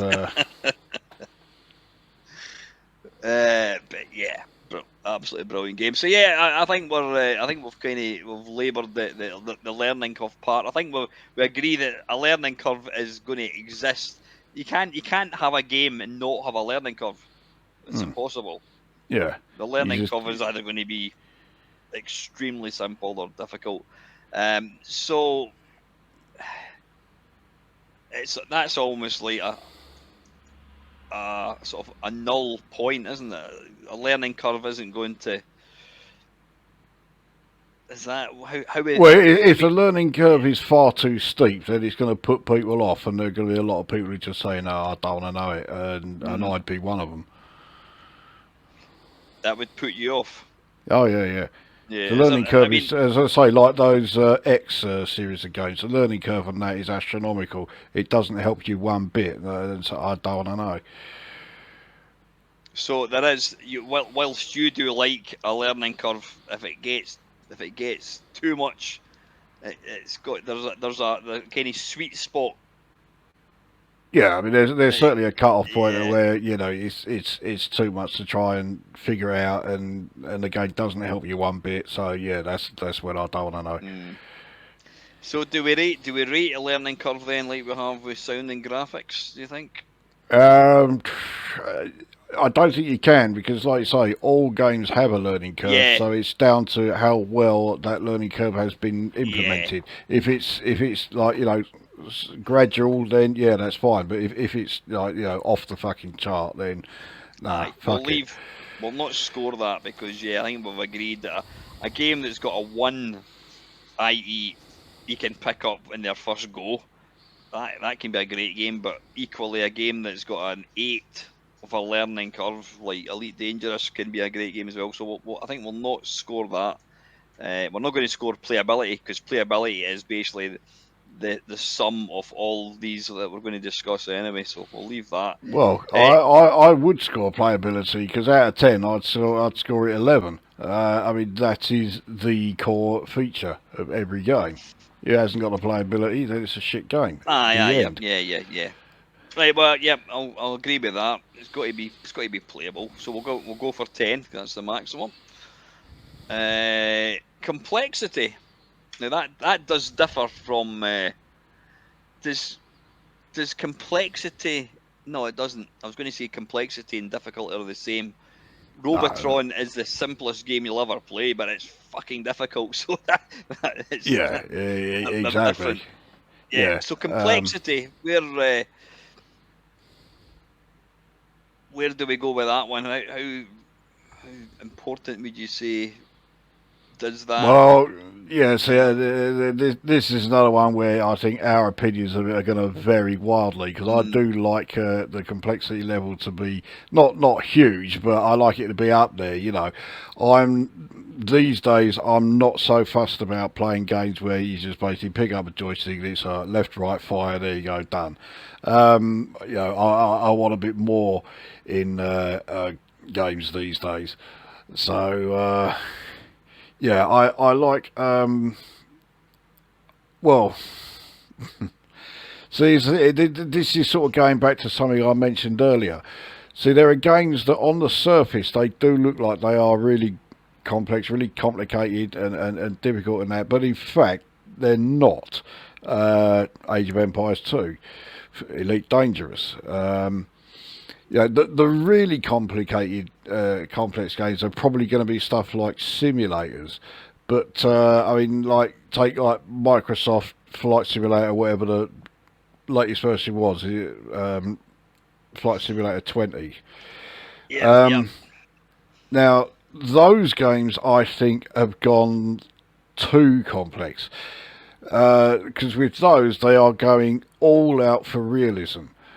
But see, my idea of certainly a flight simulator, my idea of like a great flight simulator was again going back to microprose, and whether it's the 64 versions or the Amiga versions that they did. So your F-15 Strike Eagle gunship, F-19 stealth fighter. Now, they were great simulators because they didn't go all out for realism. They had a degree of realism in there, certainly, and there was certainly a high degree of complexity there, but they also were well aware from the start this is a game. You're meant to enjoy this. It's, Yeah, we haven't, they were not going to try and have it so that you've got to do absolutely everything needed to start a plane up and get it underway. And so I think they got the balance there between like realism and the actual it being an enjoyable game. They got it spot on. But with simulators nowadays, they've gone way too far to the we've got to be as accurate as we possibly can. yeah. And interestingly, you'll be well. You're sitting down, which is just as well because a game that I've been playing on the Xbox and I've been playing it on my PC is the latest flight simulator by Microsoft. And what whilst it's you can tweak it to make it as realistic as you want, or in my case, you can literally fly it with a gamepad. The reason I play it is because the graphics now are they're borderline photographic. They're so realistic, and I can Well, fly. I I don't can know actually about that, fly. but yeah, go on. Yeah, but they're you know they're really impressive. And you can. I've flown from like Campbelltown to I could have flown over my house and all that, and it's fucking brilliant. It's just, and it's a beautiful game. When you're flying in the sunset, and it's just it's stunning looking.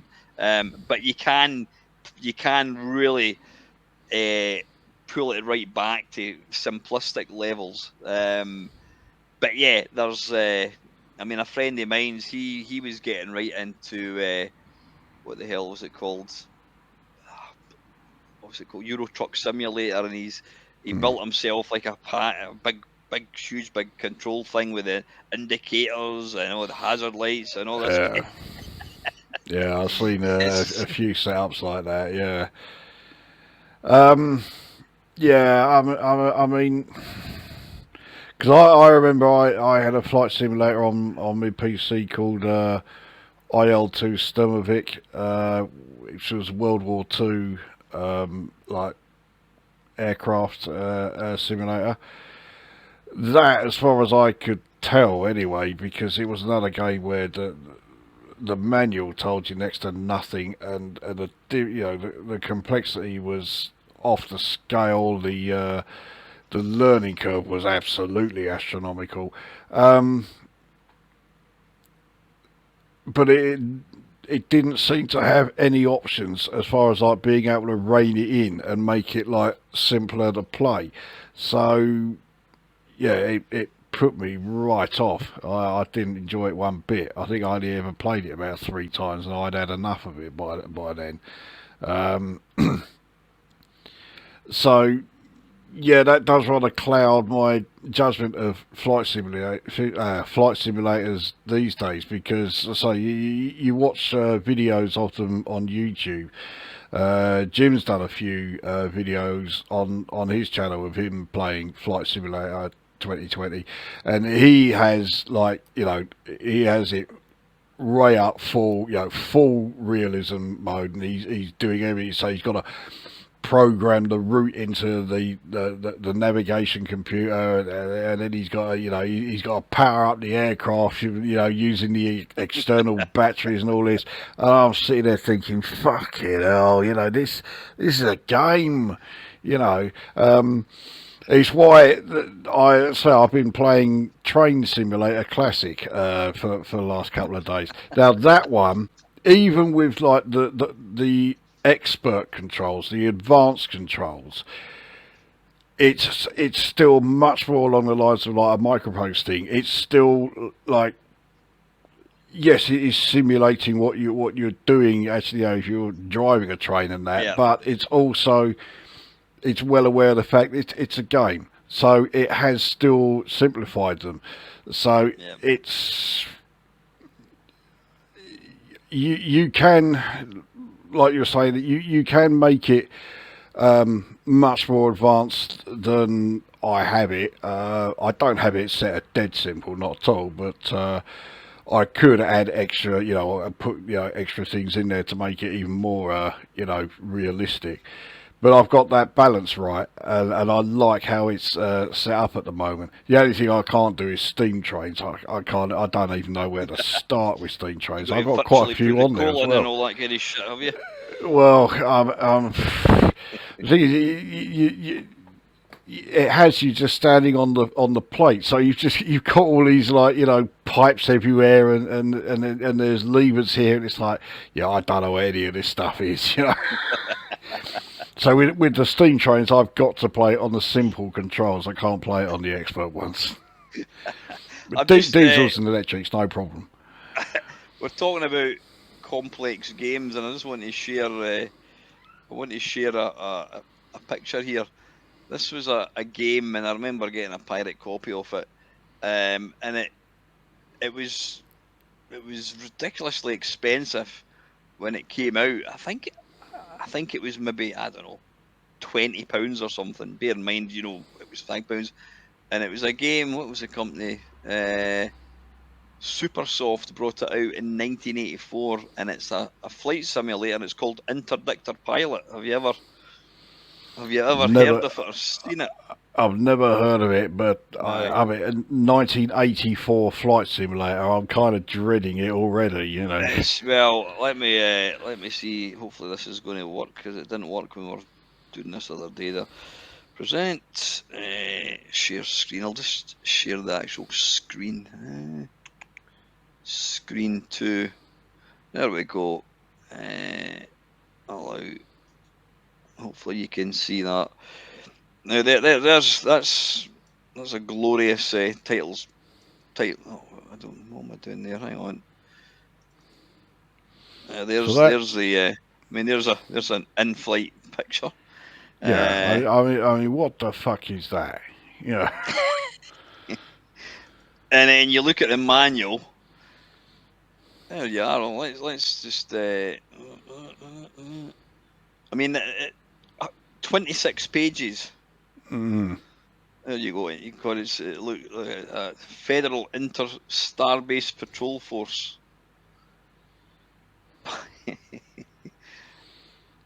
Yeah. Yeah. I mean, fucking hell. Look. I mean, See Section 1.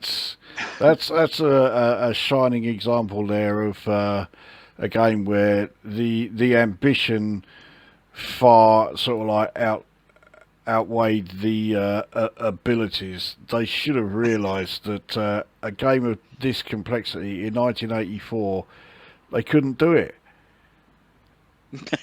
Look, directors addressing new planets, theory and practice, cockpit display instrumentation, controls and operation, sortie format, basic tuition, starbase and its functions, combat advice, and then you actually get into the. I'll make that a wee bit weird. I mean, okay, hell. You get in the actual buttons. You were talking. I mean, holy shit. I mean, what the hell is this? Collision avoidance. I mean, they've obviously tried to, well, presumably put it like it's some kind of real flight simulator. Yeah, collision avoidance. So in other words, yeah, don't fly into things. Yeah, that's useful. I mean, what the fuck? Listen to this. An unfortunate side effect of deflectors is the creation of artificial turbulence even in the vacuum of space.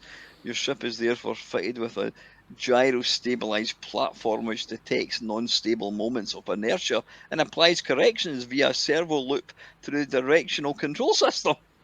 Yeah. So in other words, while you're playing the game, none of that mattered. You just don't notice anything. So yeah, you do wonder how much of this is filler.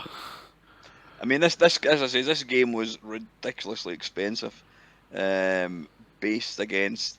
I mean, there you are. There's all the buttons. I mean, just feast your eyes on that lot. Well, no, compared to some you know simulators, even on the 64, it doesn't look like too excessive. You know, things. No. Okay, hell.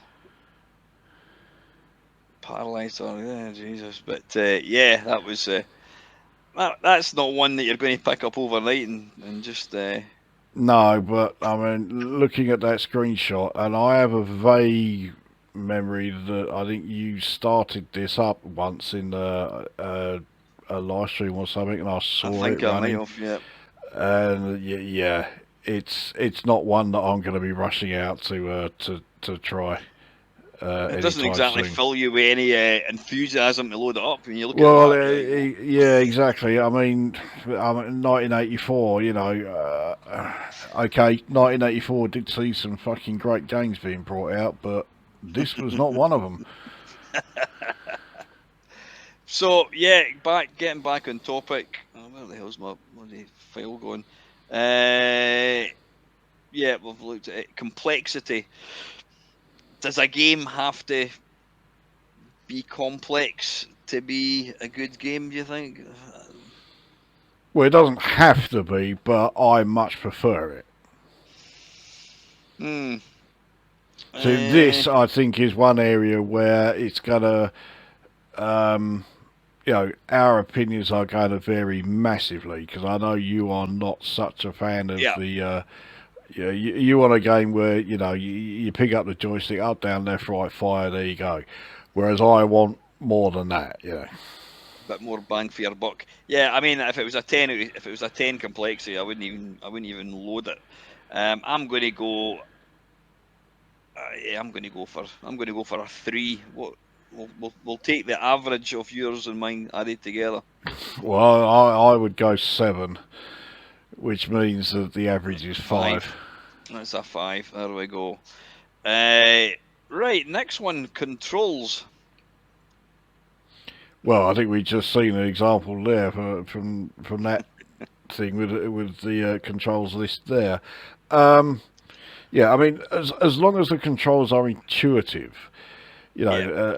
and they make sense, then yeah, I don't care how many keys it needs to to play it, and whether you need to use a joystick and a keyboard, or mouse and keyboard. I have no problem with that at all. So yeah, as long as the controls are there for a reason, and it makes sense, and like the actual like keys that have been assigned also make sense, then yeah, I'm quite fine with you can use as many keys as you like. Hmm. Yeah, I mean, there's nothing that's going to make me not play a game than if you load up a game and you move the joystick, especially in a kind of a Twitch kind of arcade style game where you move the joystick and it doesn't respond. Yeah, for fuck's sake, how many times I moved and it didn't move, it didn't respond. I listened to I think it was a Google talk, and Jeff Minter was talking, and he said that when the first thing he does, the very first thing that he does when he makes a game is he gets the character control working, and then because he says until you've got that, it's got to be intuitive, it's got to be it's got to be accurate, it's got to respond, etc. A game will make or break. You could have a game that's got the most beautiful looking surrounds and atmosphere and Mm, backgrounds and parallax scrolling and all this kind of stuff. But if the actual character control is shit, yeah, then it's never going to work. yeah. So yeah, Jeff Minter says he'll get the spaceship controlling first, then he'll build it around it. So yeah, I think controls. Uh, Obviously, every game has got controls, but I think controls is going to be up pretty high. It's Yeah, going to be so it's yeah, fundamental.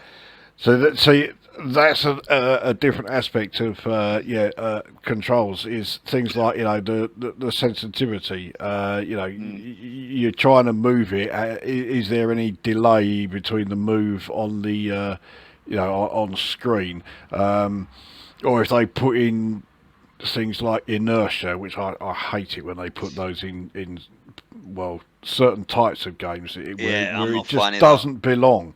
You know, the worst one, of course, being Zool. Or at least with Zool, you could turn it off, but I mean, it just made no sense it being there in the first place. Why would you have inertia on cutesy platformer? I mean, Mm. why the fuck would you have a cutesy platformer in the first place? But that's by the by. So things like that make no sense. And then sometimes, a game it could have all the potential in the world, and then they put in a control system which just makes you think, why the fuck did they do that? And worse still, it can render what could be a great game utterly unplayable because the control method is so fucking shit. Um, Trying to think of an example, I've got it. The last V8. Now, Yeah. okay, that's not a great game anyway, but I mean the control system in that is so fucking awful that it renders it almost borderline unplayable. Yeah. If it was for anyone that's never seen Last V8, it's a horizontal overhead driving game. But you're driving from right to left, Now, am I right? Well, it's a 360, isn't it? It's not just left to right. It's That's overhead, good. but yeah, you drive anywhere in 360 degrees. Now, I think instead of, am I right in thinking if you press it up? Oh no, well, I'm trying to bloody remember now. Is it left and right? Does that steer? No, right. See, this is how bad it is. Yeah. Whichever direction you want to go, right, if your car is stationary, okay, whichever direction you want to go, you move the joystick in that direction, and then if you hold it there, it will accelerate in that direction and keep on accelerating. If you want to slow down, you have to move the joystick in the opposite direction to the movement or to the direction your car's going. So if you're going straight up, you've got to move it down. If you're going at, 11 o'clock, you've got to move the joystick at 5 o'clock. And so then you get to the point where it slows down. But if you are then trying to turn while doing that, you've then got to move the joystick in like the 90 the 90-degree angle to whatever direction you're facing. So if you're going at 11 o'clock, you've got to then steer by moving the joystick at 2 o'clock. Jesus Christ, it's awful. Yeah. So depending on what way you're facing, the movement of the joystick will either accelerate or decelerate or turn left or right. It's not consistent. Yeah. It changes no matter depending on which direction your car's facing. So Yeah, it's never a constant.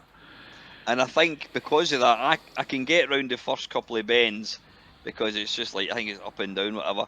But then the minute you kind of go back in yourself, as you say, the whole control reverses, and you're like, oh, and you're trying to turn left, and you end up bloody accelerating. You're like, hell. Exactly. It's what the fucking hell the Darling brothers were on when they came up with that control method and thought, yep, that's the one we're going to go with. Yep. Jesus Christ. Yeah, I'm trying to think. Can you think of any other examples where the controls were simply broken right from the start?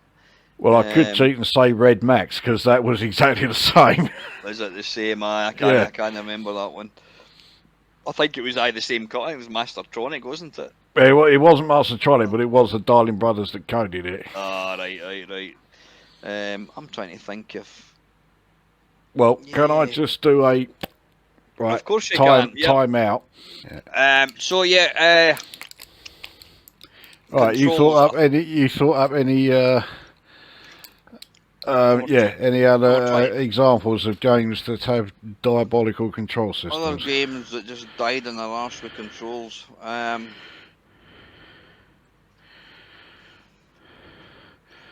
know there are several, but I can't remember any of them. Yeah, I think you've picked the best one with. The last V8 was just horrific. It's like, what were they thinking?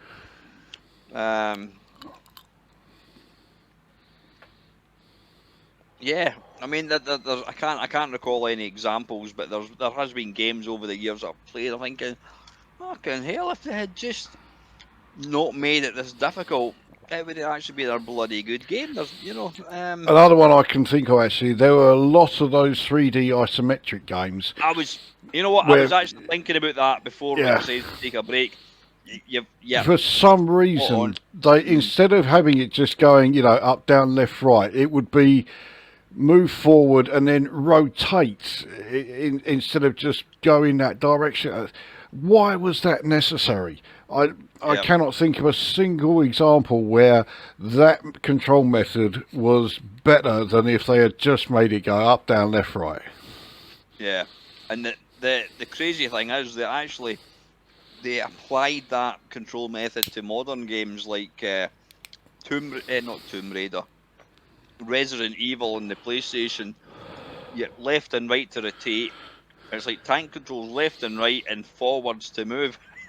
Now, if you're playing this is a thing that I don't know what category this falls into. This is a thing that really, really gets my goat up. As a game where something as simple as like going through a doorway if in real life, if I want to go through that door, I don't even have to think twice. I'll automatically ensure that I don't walk into the door frame. But how many times are you play? And again, I think we're looking at these isometric games, but there are other games, or picking up something. You walk over it and it fucking doesn't. You keep going round in circles trying to pick up something, or Yeah. walk to a door and you bang. It's like that should not be part of the challenge of the game. The challenge should be to kill things or avoid things, not trying to walk through a door, walk in a Yeah. straight line. Yeah. Yeah, I can't help thinking that with games that do that, and yeah, there are plenty of them, far too fucking many of them. It's done as a way. It's like an artificial way of increasing the difficulty and increasing the duration of it, which suggests that this Yeah, game is actually pretty short and doesn't have a hell of a lot in it. So they've had to implement this just to force it to be yeah. longer. And and they didn't pay any attention to the fact that it also makes it nowhere near as good to play anymore. And of course, they use that kind of game mechanic thing. Well, like the I don't know if you've ever played the Nintendo Wii. Eventually they got to a point where like you're walking, you're using the control method, and to pick up something, you've got to go like that. And I don't want to do that to pick up. I just want to walk over it and automatically pick it up. But they put it in there, as you say, just because they could, to kind of add to the challenge, which you don't. The challenge for me in a game should be, how do I defeat this baddie? How do I kill the dragon? It's not how do I get through a doorway without walking into the door frame. Yeah, so So I mean, yeah. yeah, controls I think is it can absolutely make or break a game. I mean, it's the first thing you play a game and it's the controls are all over the place. I mean, it can be a kind of fine line between Richard Darling and whoever it is. David Darling could argue that they've made it's a complexity, it's a learning curve. You got to learn, but it's not intuitive. And sometimes why change? And here's another one, and I know you're going to go, holy shit, China Miner. instead of pressing fire button to jump, you've got to hold it up, then press fire button. Yeah. I But mean, only when you're jumping straight up. I think with China Minor, he could have saved us all a world of grief and just not bothered coding it in the first place.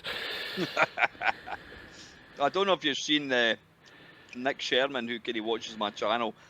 Arlosoft, he's written like the Berserk clone. He's done some brilliant versions of Galaxian and Galagon C64.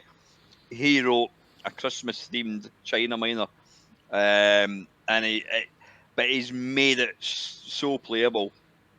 He's. I mean, I do like China Miner, but that's for another video.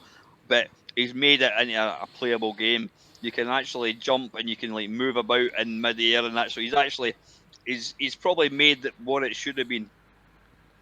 But Yeah. Let me put it this way: a Christmas version of China Minor. What do you think the chances are that I've seen it? God, it's almost like it's been deliberately designed to ensure I stay the fuck away from it. But yeah, controls can. I'm bloody annoyed. There must be there must be games that the controls are just are non-intuitive. I can't think of any offhand, but actually, I was going to say one, but no. The example I was going to give is something totally different, so I won't go with that one. I mean, one that initially annoyed me, but then once it clicks, it's like great. Is the arcade Time Pilot? Whatever direction you push it in, it will kind of turn in that direction. But once it clicks, it's second nature. Yeah, I do quite like Time Pilot actually. Oh, I It's like one of Time those Pilot. games that you would think I'm not going to be a big fan of, but actually, yeah, I do quite like that one. I'm just having a flick through my channel, see if there are any games that I reviewed, and as soon as I see them, I will think, oh yeah, that's definitely one that had shit controls. Unsurprisingly, I'm going straight for Commodore 64. Um, One thing that I can I can put it into controls category. And again, China Minor is one of them, and there are other games that are similar. Is where you have got to be, and it goes back to it's the old going through a door syndrome. You're trying to get up a ladder and you're moving across, and then you push it up, and it won't go up, and it's because you're not perfectly aligned with the ladder. yeah, It's I think with games like that where you've got to be moving up and down for whatever reason, they need to have a bit of leeway there. You haven't got to be exactly to the pixel perfectly on there to yeah. to be able to progress. Found two. Oh fucking hell! Right, yeah, these are two really shit games, but the control method is possibly the standout thing that makes them utter shit. The first, Eyeball 2. Now, just about everything in that game is absolute dog shit, but the controls in particular are fucking horrific. Oh yeah. Is that the one? I think it was Gary Penn actually who bloody designed it. Oh no, He, that's Thrust 2. oh, Thrust 2. Yeah, Sorry, which Gary, if you're watching. well that one. I mean, actually, the controls weren't too bad. It was just a ridiculous amount of inertia that got generated. Far too Thrust 2. much. Yeah, and they moved away from the kind of vector graphics and they went for kind of filled sprites, and Yeah, and it just didn't work. lost it. Yeah. The Eyeball 2, is that the vectors one? were Sorry. part of the appeal of Thrust. So taking them away was not a good move. Anyway, yeah, go on. No, I was going to say, so Eyeball 2, I'm not 100% familiar with it. Is that the one you had to kind of like somehow rotate the direction or something? Was it again? No, it was a sort of platform game. You had to collect the items before you could leave, and you could shoot the enemies that were around, but there was again a lot of inertia on your character. When he jumps like about 3/4 of the length of the screen or the height of the screen, and it's fucking horrendous. I'm sure you do know it. If you see a screenshot of it, you'll know it straight away. But that's one that was absolutely ruined by controls. I mean, well, I say everything about the game was shit, but the controls were just like the final turd on the cesspit that game was. I'm just having a look at the screenshot. And the other one. So, before you move on, let me just present. I'll just share the screen. Screen 2. Allow. It's not the biggest screenshot in the world, but yeah. Yeah, the game's a fucking pile of shit. I mean, it looks horrible as well, doesn't it? Fucking hell. Compared to actually playing it, that screenshot is an absolute fucking delight. And that game got Sizzler rating in Zap. It got either 90 or 91%. I could not believe Seriously? that. Yeah, really? Yeah. So that's one game where the controls absolutely fucking ruin it. The other, Sing on a Spring. I don't think there can be any arguments with that one. I mean, the jump mechanic on it is just a fucking piss take. Yeah, it's like it's an exercise in frustration, isn't it? Totally, yeah. It is one of the most hateful games I've ever played. I just do not see why they thought, yeah, that's a great idea. We'll have that control method put into it. Why? And another one, which an earlier game than that. I don't know if you ever played it. It was one of these games, and I mentioned it earlier on. It was one of these games that was always used as a demo game, and it was Bugaboo the Flea. The control. Have you ever actually played the game?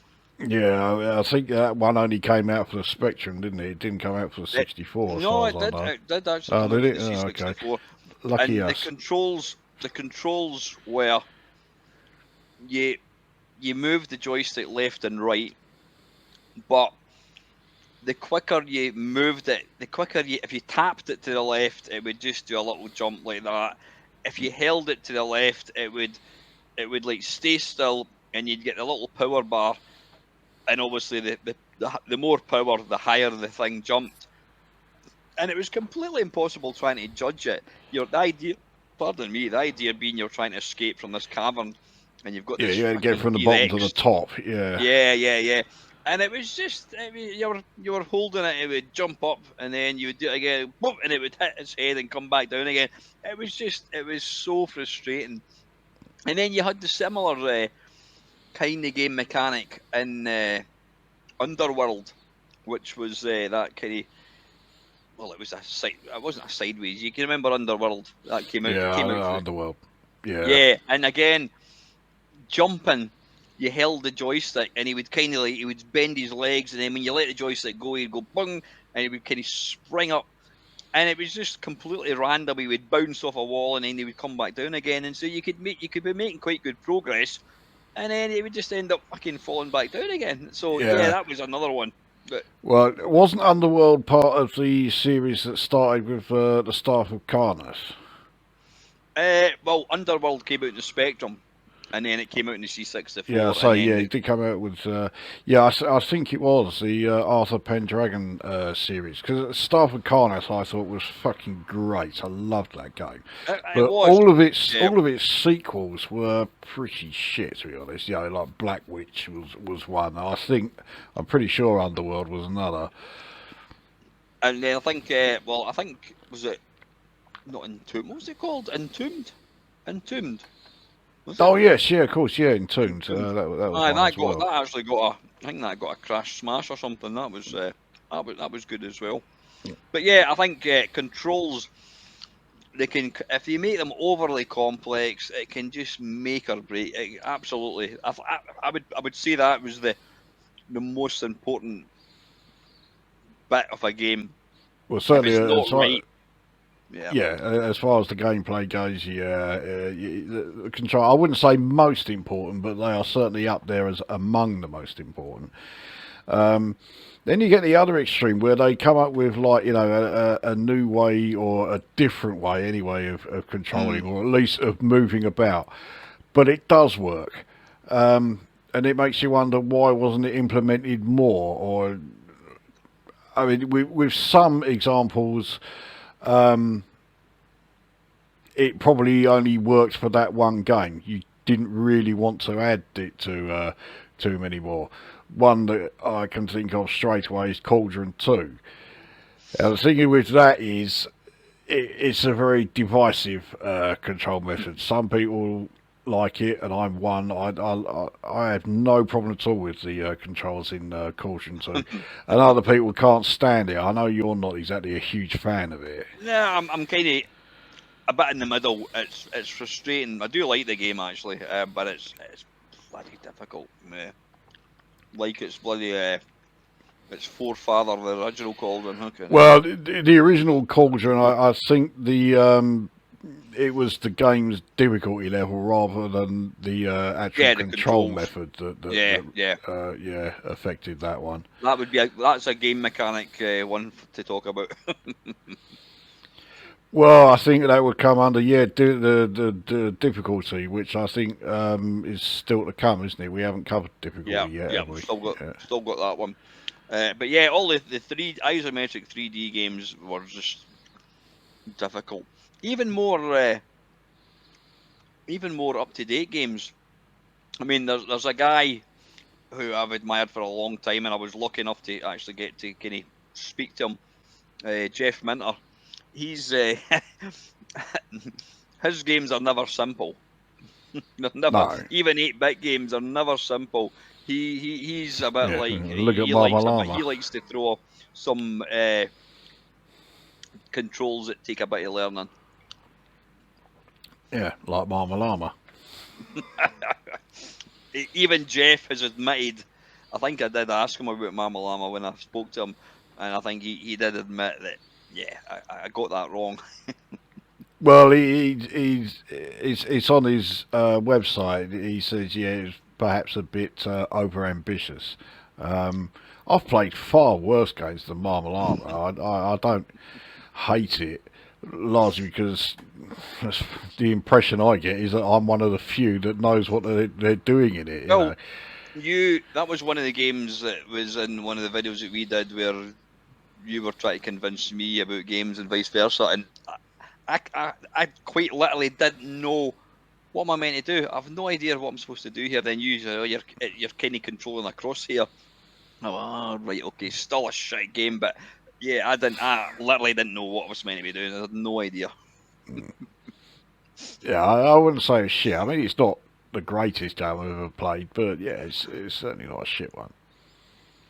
But yeah, I mean, one of his more, well, in fact, I think it was his last game that came out. I can't even remember what the hell it's called. Akura.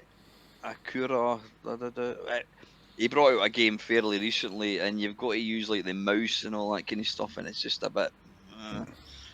Well, Jeff Mentor is always sort of, a bit of an exception to the rule of whatever it is you're covering. Yeah. Modern games, there is no question they are much easier than games used to be in, like, you know, the 8-bit era. But there are obviously going to be a few exceptions. One that it does kind of make me laugh a bit, really. Baldur's Gate 3 has a number of aspects to it that make it clear it is aimed towards the the current fucking woke brigade.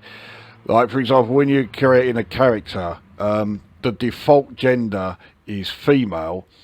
The second gender is all this bullshit, pansexual, gender fluid, and others, and all like that. It's only when you get to the third choice gender do you finally get male. It's like, oh, you do realise that there are men who actually might be playing this. And then there's lots of other stuff, that make it very clear it's aimed towards people who think like, these woke cunts, and there are various parts of it that, yeah, they make up another reason why I don't rate the game as highly as I, could have done. But then you play it, because of course all these woke lot, they want everything handed on to them, handed to them on a plate. They don't want to actually have to do anything in order to get whatever it is they want. Not just in gaming, in every aspect of their lives. But certainly in gaming, they don't want a challenge. They just want to be able to do it all, and without any effort. Baldur's Gate does not do that at all. The game is fucking difficult. So yeah, in some ways it's there to pander a bit to these woke cunts, and in other ways it seems to be there to deliberately piss them off with its sky high difficulty. So I like it for that reason, yeah. Just interesting talking about Baldur's Gate again. We're going off on a tangent. I mentioned to the girl at my work the narrator of Baldur's Gate annoyed you. Yeah. And she couldn't believe it. Oh like, God, I hate that voice. She said apparently I think it's a girl that does it, an actress. She said, Yeah. she won awards and all that. Yeah, I know. She was gobsmacked when I told her that. I said, I don't know, I've never actually really listened to it, but yeah. Yeah. Thing is, if you hear a regular voice, because there are loads of outtakes of the recording sessions when they're doing it. If you listen to a regular voice, it sounds fine. Yeah. But the voice she then puts on for the narration, I fucking hate it. maybe we should add in voices into this, but yeah, that wouldn't apply to Well, it'd 99% all come of under games. audio, wouldn't it? We've done Yeah, audio. yeah. So yeah, getting back to controls, I think it's suffice to say controls are an important part of the game. You know, if they're done wrong, they can just completely ruin a game. Yeah. Yeah. It can turn even the simplest game totally unplayable. Mm-hmm. Last V8. Yeah, exactly. And there's been games. I mean, I can't remember. I can't think of anything offhand, but there's been games in the past that I've played, and I'm like, I just give up, and I think, fucking hell, if they'd only not done that, it would have been a great game. There's one recently that I played, and I can't remember for the life of me what it was, and I thought, God, it might have been such a simple little tweak. If it just made it whatever it was, or it didn't do this, then it would be a great game. I mean, you mentioned it earlier on, the whole inertia thing. I think if it's done right in the right type of game, maybe like I mean, I was playing what was I playing? I was playing Skid Marks on the Amiga, which is Yeah. a fantastic kind of top-down race game. Yep, I And had that on my Amiga. yeah, great. And it was one of these games that I remember getting a demo disc. I don't know whether it was computer format, Amiga format, or whatever it I was, think it Amiga, was, whatever. because, yeah, I had the same Yeah. one. And me and my mate played it and played it. I think there was like, it was either 2 tracks or it might have just been 1 track. I think it was just the one, yeah. Aye. And it was brilliant. The like power sliding round, you know, going round the corners. It was fantastic. And then the game came out. Mm. The game came out, and I bought a pirate copy of it. I don't mind admitting that. And I'm like, oh, they've fucked. Yeah, the they controls. changed it all. Yeah. So yeah, right. So you agree with me? It wasn't just me. They the controls and the general gameplay in the demo was much better than the released version, because I didn't pirate it. I bought the game, and I bought it on the day of release because I was that impressed with the demo. Yeah. So I'd been following it, and I knew it was coming out, you know, on the whatever Thursday it was. So as soon as that day came along, I was down the shop there. Right, yeah, I'll have that. Got the I don't know if it was Amiga 1200 only, or but I got the AGA version anyway, so for me 1200. Yeah. And it was like, I mean, it wasn't shit, but it was it was different enough from the demo for it to almost feel like I was playing a different game. Mm-hmm. And it just wasn't as good.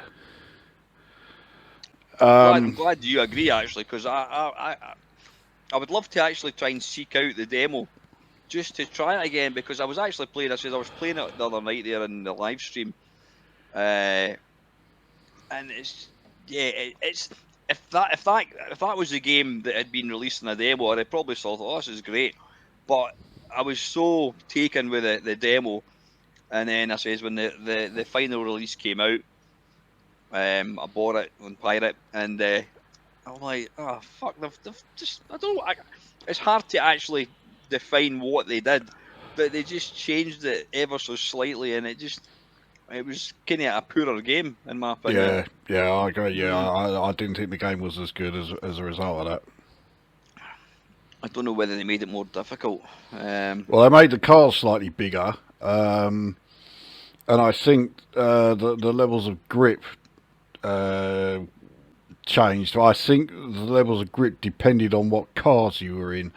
But the cars that appeared in the demo were nowhere to be seen in the actual released one, so it was never going to be the same as as anyone who had played the demo would have. And let's face it, the only people who were going to buy the game were the people who liked the demo, because otherwise it was barely any different to any half a dozen fucking racers of that similar sort of type that had already been released at the time. The only thing that this had, that it claimed, was it had real-time ray tracing, which, to be honest, I couldn't see any sign of real-time ray tracing in it.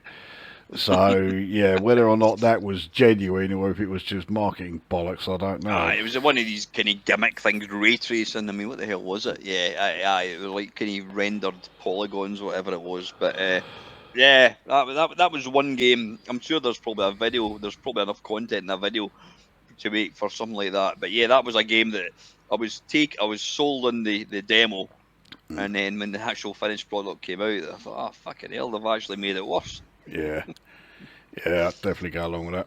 So right, okay, from 1 to 10, where would you put controls? Controls 9. I'm going to go for 10. So what's that? 19 divided by 2 is 9.5. 9.5. 9.5. Yeah. There we go. Right, we were talking about this either before. I can't remember if we spoke about it before we started recording or after. Lifespan. In other words, you get a game, an arcade game, you complete the 6 levels in half an hour. Are you going to go back to it? Yeah, I so think we go were on. debating whether that makes it a good game or not. Yeah, see. I don't think lifespan makes a game good or not. I think the lifespan depends on the game. Yeah, whether the game is good to begin with. If a game's good enough, then it will have as long a lifespan as you want.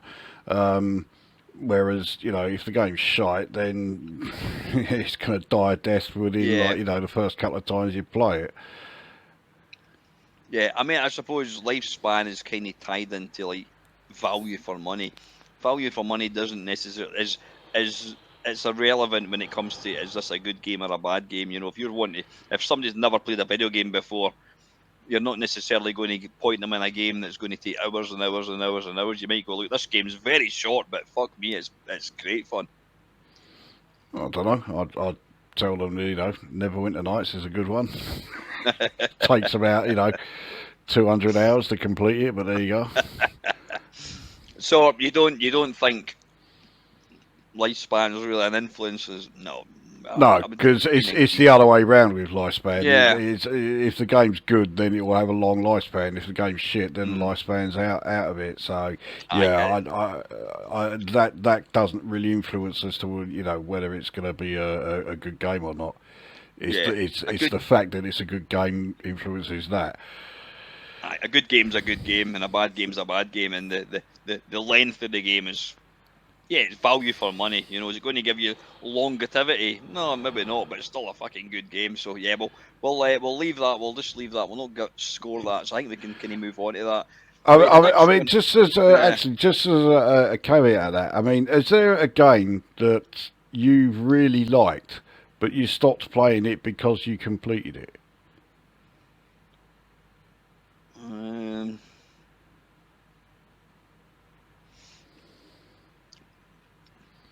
No, not really. I mean, there's comes no surprise. I've not completed many games, but no, if anything, games that I have completed, it means because I've got the attention span of a gnat and I lose patience extremely quickly. If I've actually put enough effort into it to complete it, it probably meant that I enjoyed it. And most games that I've completed, I've then gone back and played it again. Yeah. I always do. I mean, if I take what I consider to be the two biggest achievements as far as completing games in 8-bit systems. So I completed Impossible Mission and I completed Whizball. There was no way I was going to stop playing then just because I completed them. Yeah, because it's like a film, something that you enjoy watch. You enjoy it. You're going to go back and do it again. You've actually mentioned talking about controls and the complexity of controls and what have you. Whizball is, I mean, when you first play Whizball, you're like, this game's completely impossible. But they've got it just right, haven't they? Yeah, I think that was very much by design. Yeah, when you start, the thing is borderline uncontrollable.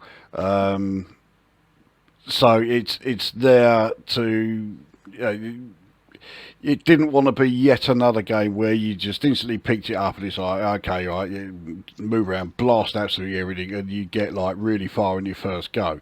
It was there to throw you, and it worked. It threw everybody the first couple of times they played it. So the initial challenge was, okay, right, we've got to be able to actually get this thing under control first, and then you actually start moving on there. So yeah, I think that was very much intentional game design, I mean, and I I think think it worked really well. one of the other games, which I don't think you're a fan of, but Sensible Soccer. I'm not a football fan in the slightest, but I fucking love Sensible Soccer. And again, it was all about the playability and what have you. And I think the Sensible Software are absolutely geniuses when it came to just getting the playability of games just perfect. Well, as far as football games go, yeah, I'm very much in the kickoff two camp, but Hmm. the playability is nigh on identical between the two. Um, The only reason that I'm not so keen on Sensible Soccer is that the characters are all far too small. So Mm. it's yeah, I find it a bit more fiddly. But yeah, anyway, so I know we've covered the controls, but yeah, I mean, you can have frustrating controls, which Wizzball did have, but they done it so well. After a couple of minutes of playing it, you shoot one of the things, you get a power up, and immediately you've rectified it. So it was, it was genius. Really, really Yeah, good game so design. Yeah. yeah, I didn't find it frustrating at all. Hmm. So No, and it's you could quickly you quickly realise, okay, yeah, this has been put in here deliberately. You don't just instantly just like start rushing off and doing whatever. You've got to build up to it. Like, I do like yeah. games that have that sort of like building up sort of sense to it. So difficulty. Where do you think that lies as far as what makes the perfect game? Well, there's got to be some. Yeah, yeah, it If the has to game happen. if the game's too easy, then it's fucking boring. Yeah. So I think it's pretty safe to say I prefer games that are a lot more difficult than you would.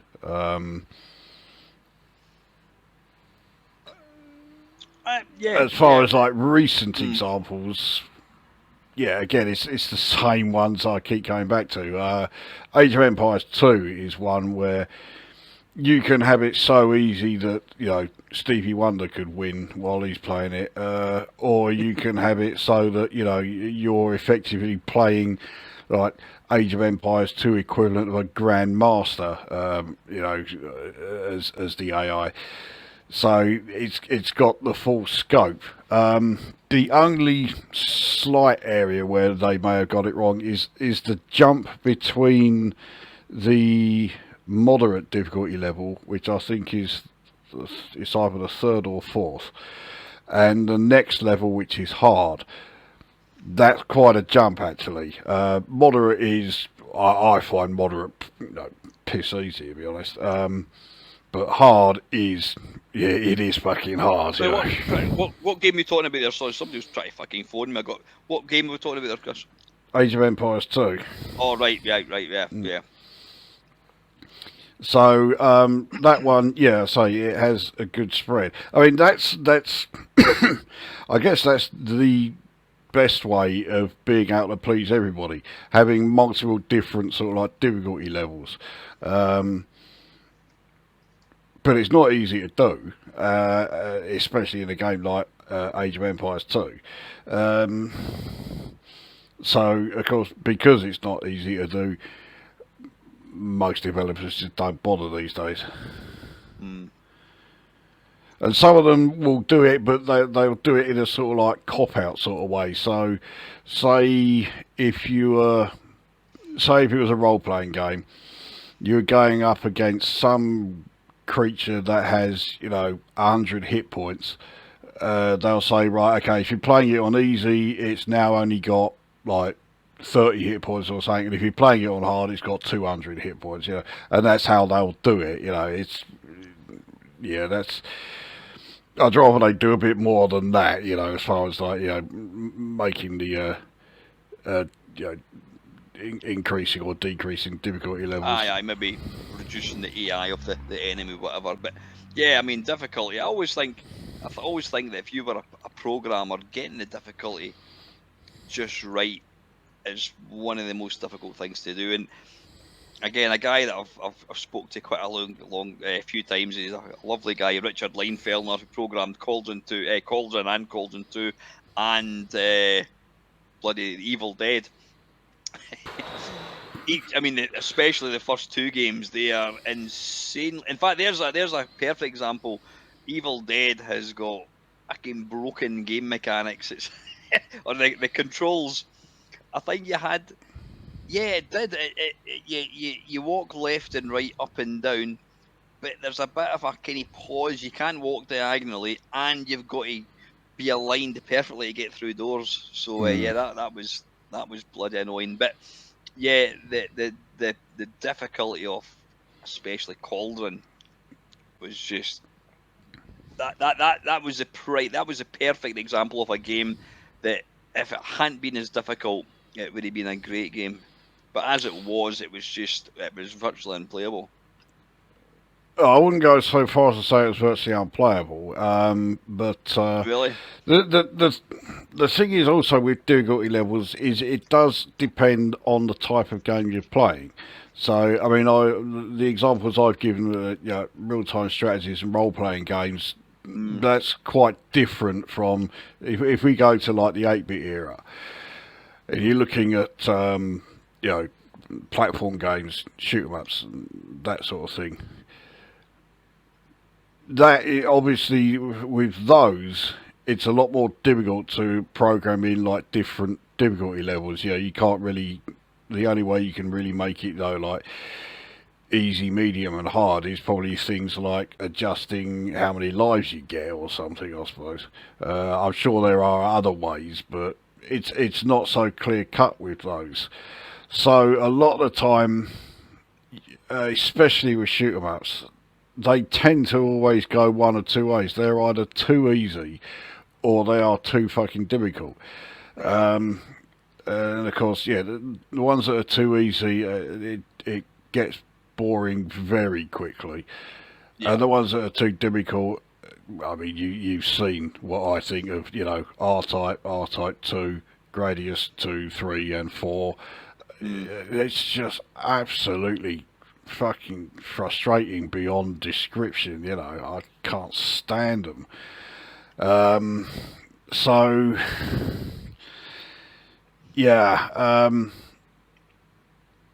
it's very much dependent on the actual game genre itself. But that's one thing that we haven't actually covered. Is if it's possible to make a game that is going to appeal to everybody, what fucking game genre would it be for starters? Yeah. No, we'll talk about that when we get to the moment this wee list.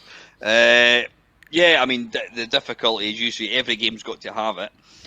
If it's too easy, then it's completely boring. I mean we've all played games. I mean to take it to extremes. When my daughter was just like 5 or 6 years old, I used to fire up MAME. 2-player MAME, and I would put it on like invincibility, and so she would sit and play it, and she couldn't die, and she loved it. But it's a pointless exercise. It's a completely pointless. You as well just switching it off. No point in having that. Yeah. But equally, we've all played various games over the years that are just nigh on impossible. I mean, China Minor, that's the reason I started playing it was because it was just ridiculously difficult. One of your favourite games and my favourite games is Ghouls, which by Micropower. You've seen that one that it's like a Pac-Man in legs and he runs at 100 miles an hour. And it's just impossible. That guy's a fucking piss take. Mind you, it's also been coded by a complete fucking arsehole who clearly hasn't got a clue. It's so badly done. To make it worse, if you've never seen the game, It's a platform game. You run left and right, but you run at literally 100 miles an hour. And if you so much as touch anything, boom, back to the start. And to make it even worse, there's a particular game mechanic. There's this thing, enemy, that starts off at the top of the screen, Oh and yeah. as you're running, it moves towards you. And depending on, I think you kind of start, he appears at random places. Each time you start the game, he appears at a random bit. There are actually times where he appears and it's impossible to get past him, and it's just Yeah. Well, it's silly, that's I wouldn't call that a game mechanic. That's just shit coding. difficult. Yeah, Yeah, yeah. yeah. But yeah, I mean, I think most of the majority of early computer games they were deliberately made extremely difficult because there was very little memory, and like you get some kind of you get a platform game with 12 levels. If it was easy, you would complete it in half an hour. Yeah, that's the Like, thing. Yeah, okay, I'm after it. the games were short, Yeah, so they had to find some way you of had to make them difficult. lengthening them. Yeah, But then equally they've gone. I think they've gone the opposite with games nowadays. I mean, I've mentioned this before, there was a guy, Stuart Campbell, who used to write for Amiga Power, and I've always rated him as a games reviewer. He always said exactly what he thought. And he did an article. He said he actually, it was one of the Sonic the Hedgehog games for the Dreamcast, or whatever it was. And he basically sellotaped the gamepad in the up position, and he sellotaped the jump button, and he just let it run, and it got to like the third level. It's just jump, jump, jump, jump, yeah. jump, jump, jump. Uh, there's no skill involved at all, and I think, well, games nowadays, there is back then you had three levels, three lives. You lost your last life, you went right back to the start. It's like you had to basically, if you're going to complete a game on an 8-bit, you had to do it in one sitting. There was no save games or any of that bollocks. Nowadays, any game, even something like Doom, which is a fantastic game, you die, you reload, you die, you reload, you die, you reload, you get a wee bit further forwards. And it used to get to a point I would play it where I would be one particular baddie that I couldn't get past. I would kill him, I would save it. Get a power up, save it. Kill two backs, save it. And it's just far too easy. There's no satisfaction in playing a game. Whereas if you get, I don't know, 2 million in Robotron, you're going to tell your mates about it. Whereas you tell somebody you completed Sonic 2 or whatever, you're like, who gives a fuck? Because there's no skill involved. They've gone too easy. So I think, yeah, I would probably say that a game too easy is worse than a game that's too difficult. I don't know about worse because games that are too easy are not going to get frustrating. And if there's one thing I hate about gaming, it's trying to play a game that's frustrating. So yeah, if I had to suffer either a game being too easy or a game being too hard, then yeah, I would go with I'd much rather suffer a game being too easy. I mean, it's still ridiculous trying to play them. Trying to actually try and actually, you almost find yourself trying to find a way of making it more difficult for yourself. When you play something like Ye Are Kung Fu, and that's another one where you just hold down the fire button and push up, and you get through the first 4 levels. It's only until you reach pole that it's in any way difficult. But then it goes from one extreme to the other with that cunt. So He starts hitting you and you can't get away. yeah, you can't move. He just kills you off straight away. So as soon as he starts hitting you, you just fucking put the joystick down and wait. Yeah. So I mean, where do we think difficulty? I mean, how important do you rate that as a game mechanic? Well, I certainly do rate it quite highly, but how you would actually implement it, say, depends entirely on the genre of game you're coding. But as far as the importance, I'd put it up there at a 9.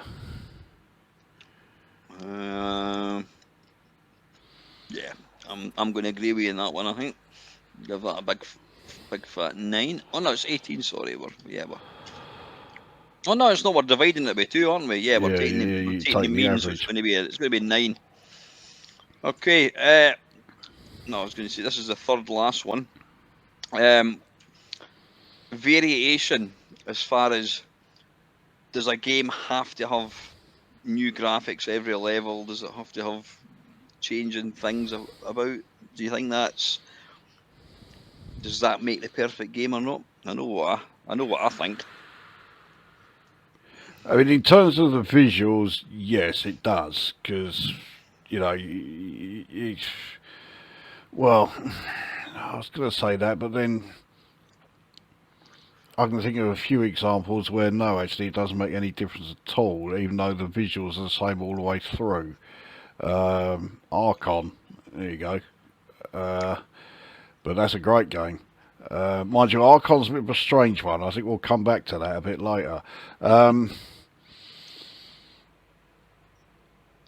That's quite an unusual. Yeah, it doesn't just change the graphics. Actually, it's got a completely different game mechanic for different sections of the game, which was quite an unusual. That's what I was going to say. Cause this thing about, is it possible to make a game that is going to appeal to everybody? Well, Archon tried to do that by combining two genres that really had, let's be honest, they had no business being lumped together. You had out and out pure strategy with the board. I mean, it was chess levels of pure strategy, and then it was combined with arcade games sort of elements, shoot 'em up elements. Yeah. And of course, the hardcore strategy fans loved the strategy part of it, hated the arcade part. Hardcore arcade game fans were the other way round. So it really only appealed to casual players of both. Obviously, there was enough. Yeah, I mean, it was me at the time as well, and because I played it so much, I became a huge fan of it. That I stayed with it all the way through. But obviously, there were enough casual fans of both because the game was pretty successful and it spawned a sequel. So, it can't have been like, a financial disaster or anything. But would combining genres mean that the game would appeal to more people? I personally think the answer to that is no. Yeah, I would agree with you. Yeah. Because say if they were to do one like that now that combines out and out strategy with out and out arcade, the strategy fans won't go near it because they don't want the arcade part. The arcade game fans wouldn't go near it because they don't want to know the strategy part. Yeah. And I think it would have a hard time, on selling that one. There's probably a reason why it's never really had a sequel beyond the Atari. Well, it did come out in the 16-bit, but there's never been a sequel. There's never been a game like it that I'm aware of. Oh yeah, there was Archon 2, wasn't there? Adept. Yeah. Wasn't as good as the first one. It was still all right. I still like playing Archon 2, but the first one's where it's at. The first one's fucking fantastic. What was the name of the? I'm just trying to bloody IRC. Archon, Electronic Arts. Of course it was fucking Electronic Arts. I mean, most people, well, I was going to say most people that watch this video probably think Electronic Arts think of bloody FIFA, but they actually made some decent games. Oh yeah, I mean, 64 and Amiga, EA brought out some decent games. I mean, they brought out Power Drome. You were breaking up there, mate. I didn't quite hear that. You were breaking up badly. Yeah. It was only until like PC came along that EA went down the fucking Kazi big time. Yeah, I mean, there's for anyone that doesn't know what Archon was, it was well, that's Adept there, yeah. That's the second one, yeah. I can't. I mean, I did play that one. I loved that. I can't remember that one quite so much. Where's the original Archon? Uh, Actually, yeah, it came out Areola Soft. I take it. That Yeah, Areola Soft one looks like being a re-release. yeah. It's obviously They must have they must have had a deal, but it was basically the same game. So yeah, that was Archon there. It was a sort of chessboard type thing. Each character had its own movement abilities. And then Yeah. what were these warps again? What did they do? What's that? What were these warps again? Did they replenish? What was? Well, they were the power squares, so they were what you had to take control of. So there was 1, 2, 3, 4, 5 of them. Mm, So I'm moving my mouse cursor around, but of course you can't see it.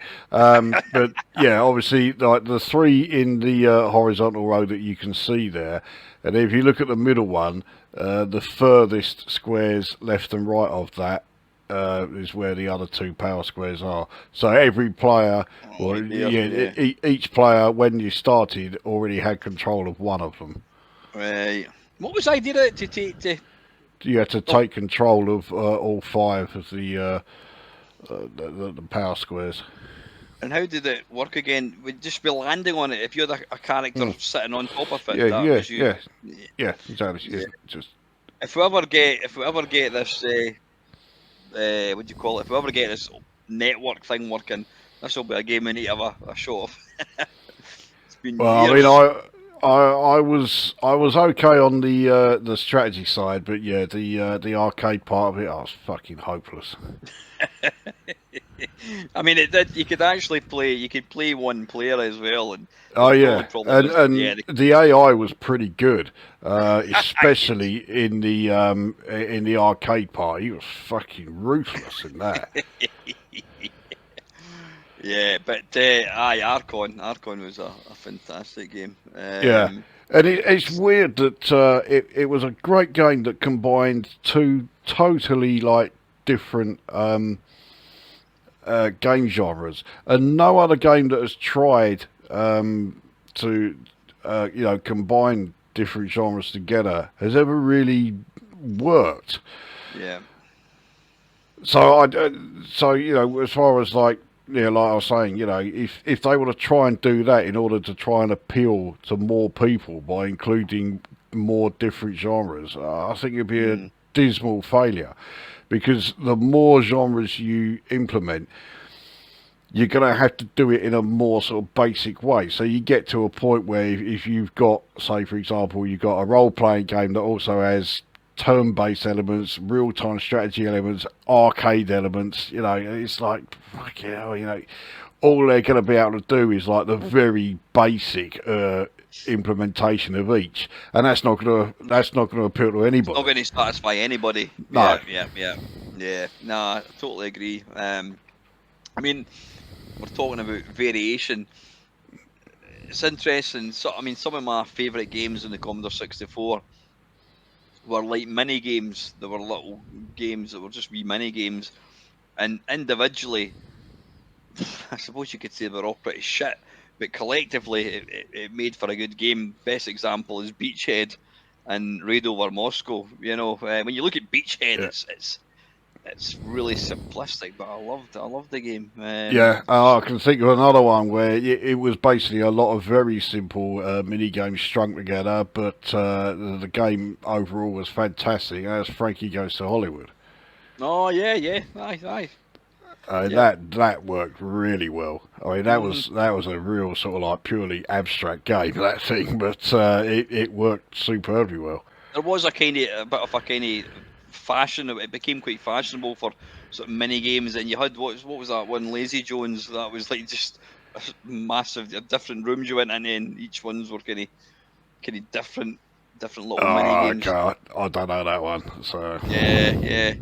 But yeah, Frankie Goes to Hollywood was a great game. It was it was strategy, but it did have some arcade elements well, as well. it was really an out and out arcade adventure. I think that one, because Mm, although the mini games were they were out and out arcade.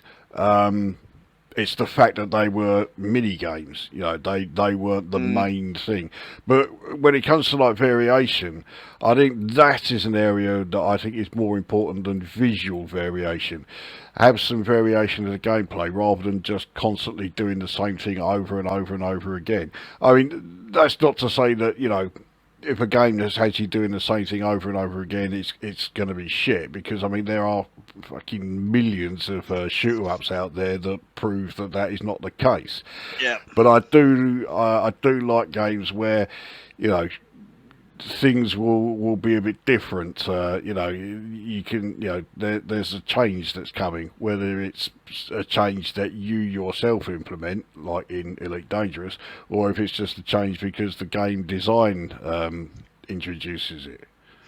There was a couple of games that I just thought about there just now that had completely, it was strategy, and it also included arcade.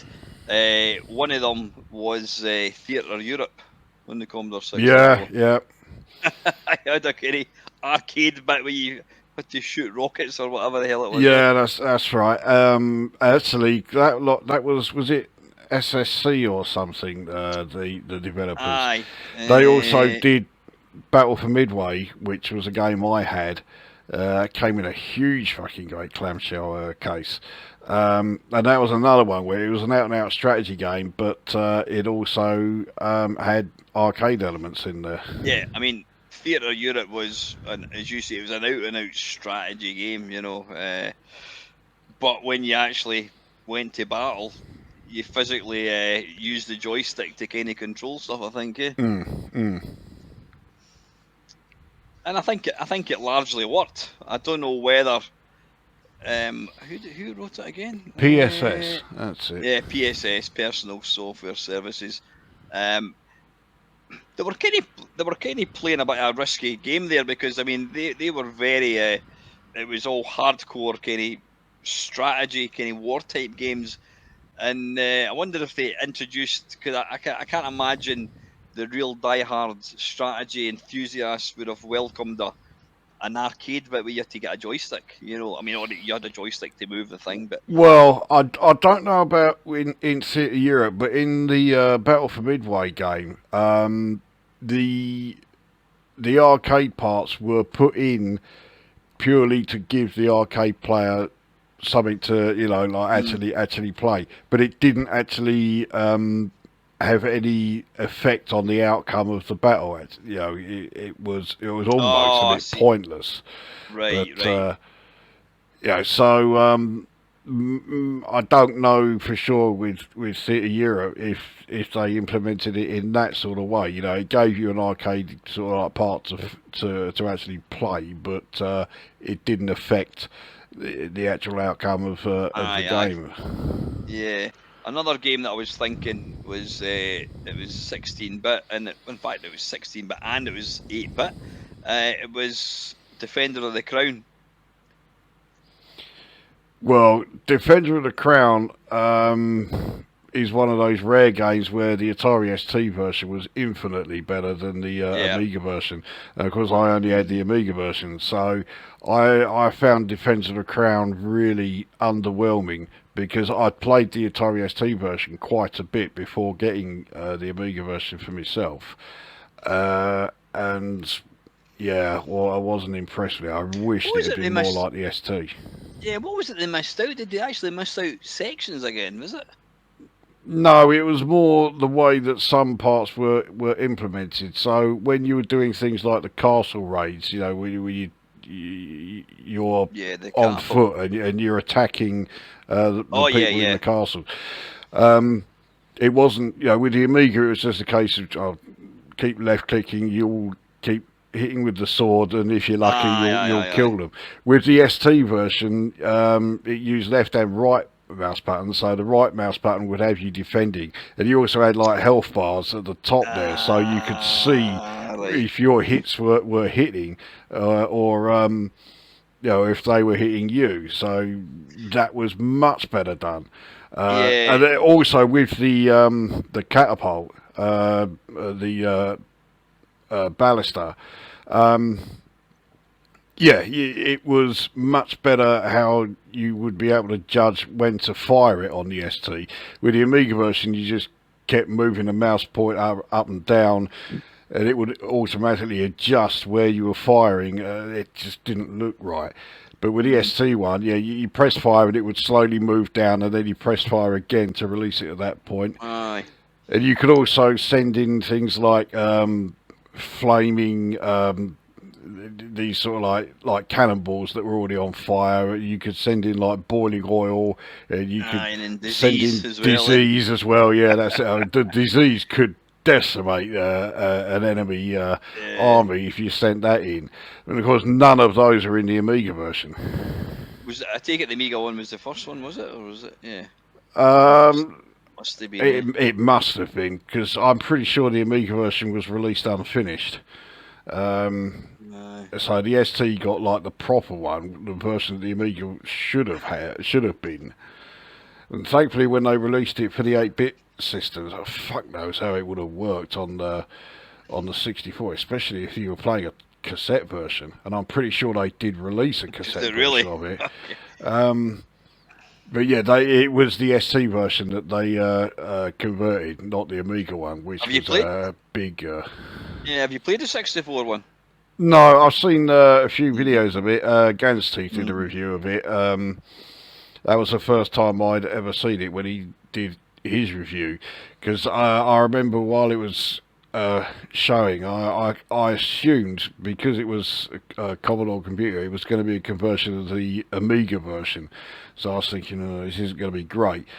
But as it went on, it became obvious. Oh, okay, this is actually a conversion of the ST version, which is much better. And I think they did a pretty good job of it. I was the same. I played it on the Atari ST, and then I got the Amiga, and maybe I was too thick. I didn't really. All I can remember was I played it a lot on the ST. And then when I got it in the Amiga, I played it less because it wasn't as fun. But I didn't really at that point notice, oh, wait a minute, this is a different game. I just remember thinking, this isn't actually as good as I remember it to be. And I never I kind of went off it after a bit. Yeah, it's not as good. The jousting also was done slightly differently. But weird thing is, actually, with the jousting, the Amiga version was the better. Because... you remember with the ST one, as you were approaching... It stopped load or something? Yeah, exactly. Whereas with the Amiga one, you just got the whole thing in one go. Aye. It was also a lot easier on the Amiga. On the ST, it was fucking difficult to get that. So, yeah, I mean, variation, yeah. It was nice. It was nice to kind of see that. But as far as... I mean, you take a... If you were to say that variation was critically important to make a good game, then pretty much any game that came out from like 1978 to 1983 would be shit. Yeah, exactly. That's not the case. Yeah, it would be good, but it's not essential. I mean, I'd give it. I'd put it exactly halfway 5. It does also depend on the game genre itself. So yeah, I'll put it halfway 5. I'm going to go for a 1 actually, mate. So that's going to be because most of the games that I like are early games which don't have any variation. So for me, I would say so. You're going for 5. I'm going for a 1. So it's going to be a big fat 3. Okay, 2 to go. We might get finished before midnight. Oh, bloody better. Game mechanics. I mean, we've touched on control, etc. I think what we're really talking about there is there any bits of the game mechanics that just break the game? I mean, you mentioned about, sort of platform games that you're almost got the last duel and you die and then you go fucking right back to the start or whatever. Yeah. So things like that I find infuriating. Platform game. You've got to collect 5 items to be able to get out of it. You've got 4. You fuck up getting the last one, and all four, all five of them are back again when you start your next life. So effectively, you have to do the level in one life. I detest that, and of course the big one that you hear me moaning about all the time, shoot 'em ups with restart points. I fucking detest that. Mm, mm. Yeah. Do you prefer a game just when you die, boom, like a shoot 'em up, you instantly appear from where you died? Then yeah. Yep, and just resume from where you left Yeah. off. Yeah, much prefer that. So retrograde for the 64 that does that. Much better. And of course Salamander does it. So yeah, you got two prime examples there. Two of my favourite shoot 'em ups, and I don't think it's coincidence that they both have that game mechanic in them. So instant respawn.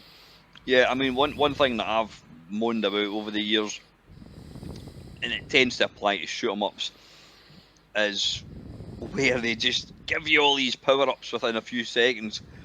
And I'm thinking about Salamander. Well, Within a few yeah. seconds, you've got this behemoth that's got every single fucking thing going. I want to earn. I want the ability to earn that. I don't want this to hand me it. Well, let me Yeah, let me counter that argument against Salamander.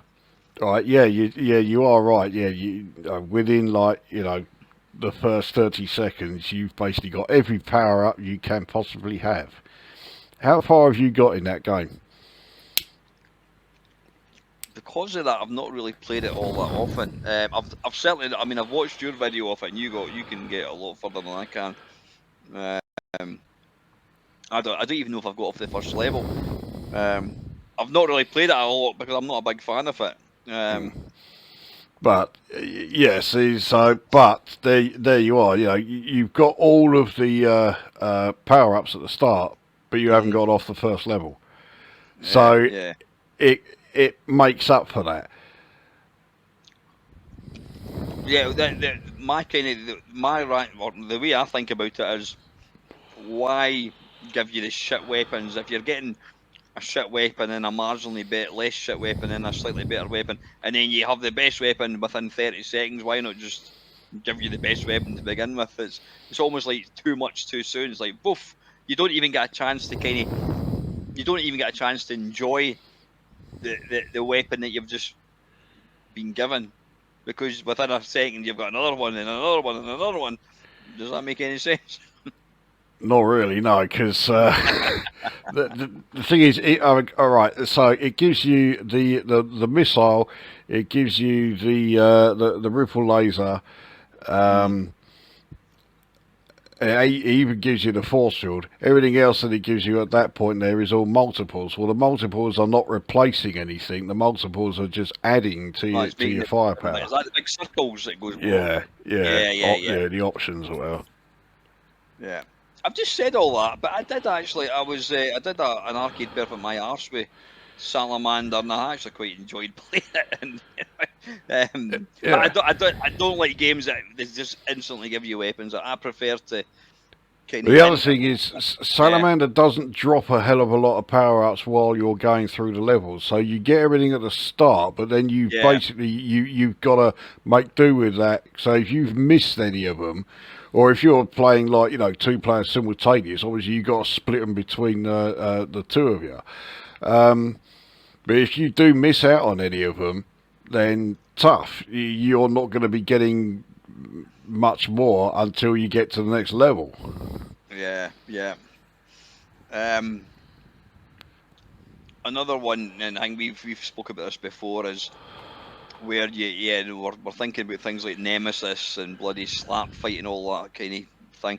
You power up to such an invincible kind of spaceship, you die, and then you go back to a single pea shooter shot. Yeah, you got it's moving nothing. slow, and you'd as well just lose the next 2 lives and then start again. It becomes impossible. Yeah, I think games that do that should only have one life, because your second and third lives are just a total waste of time.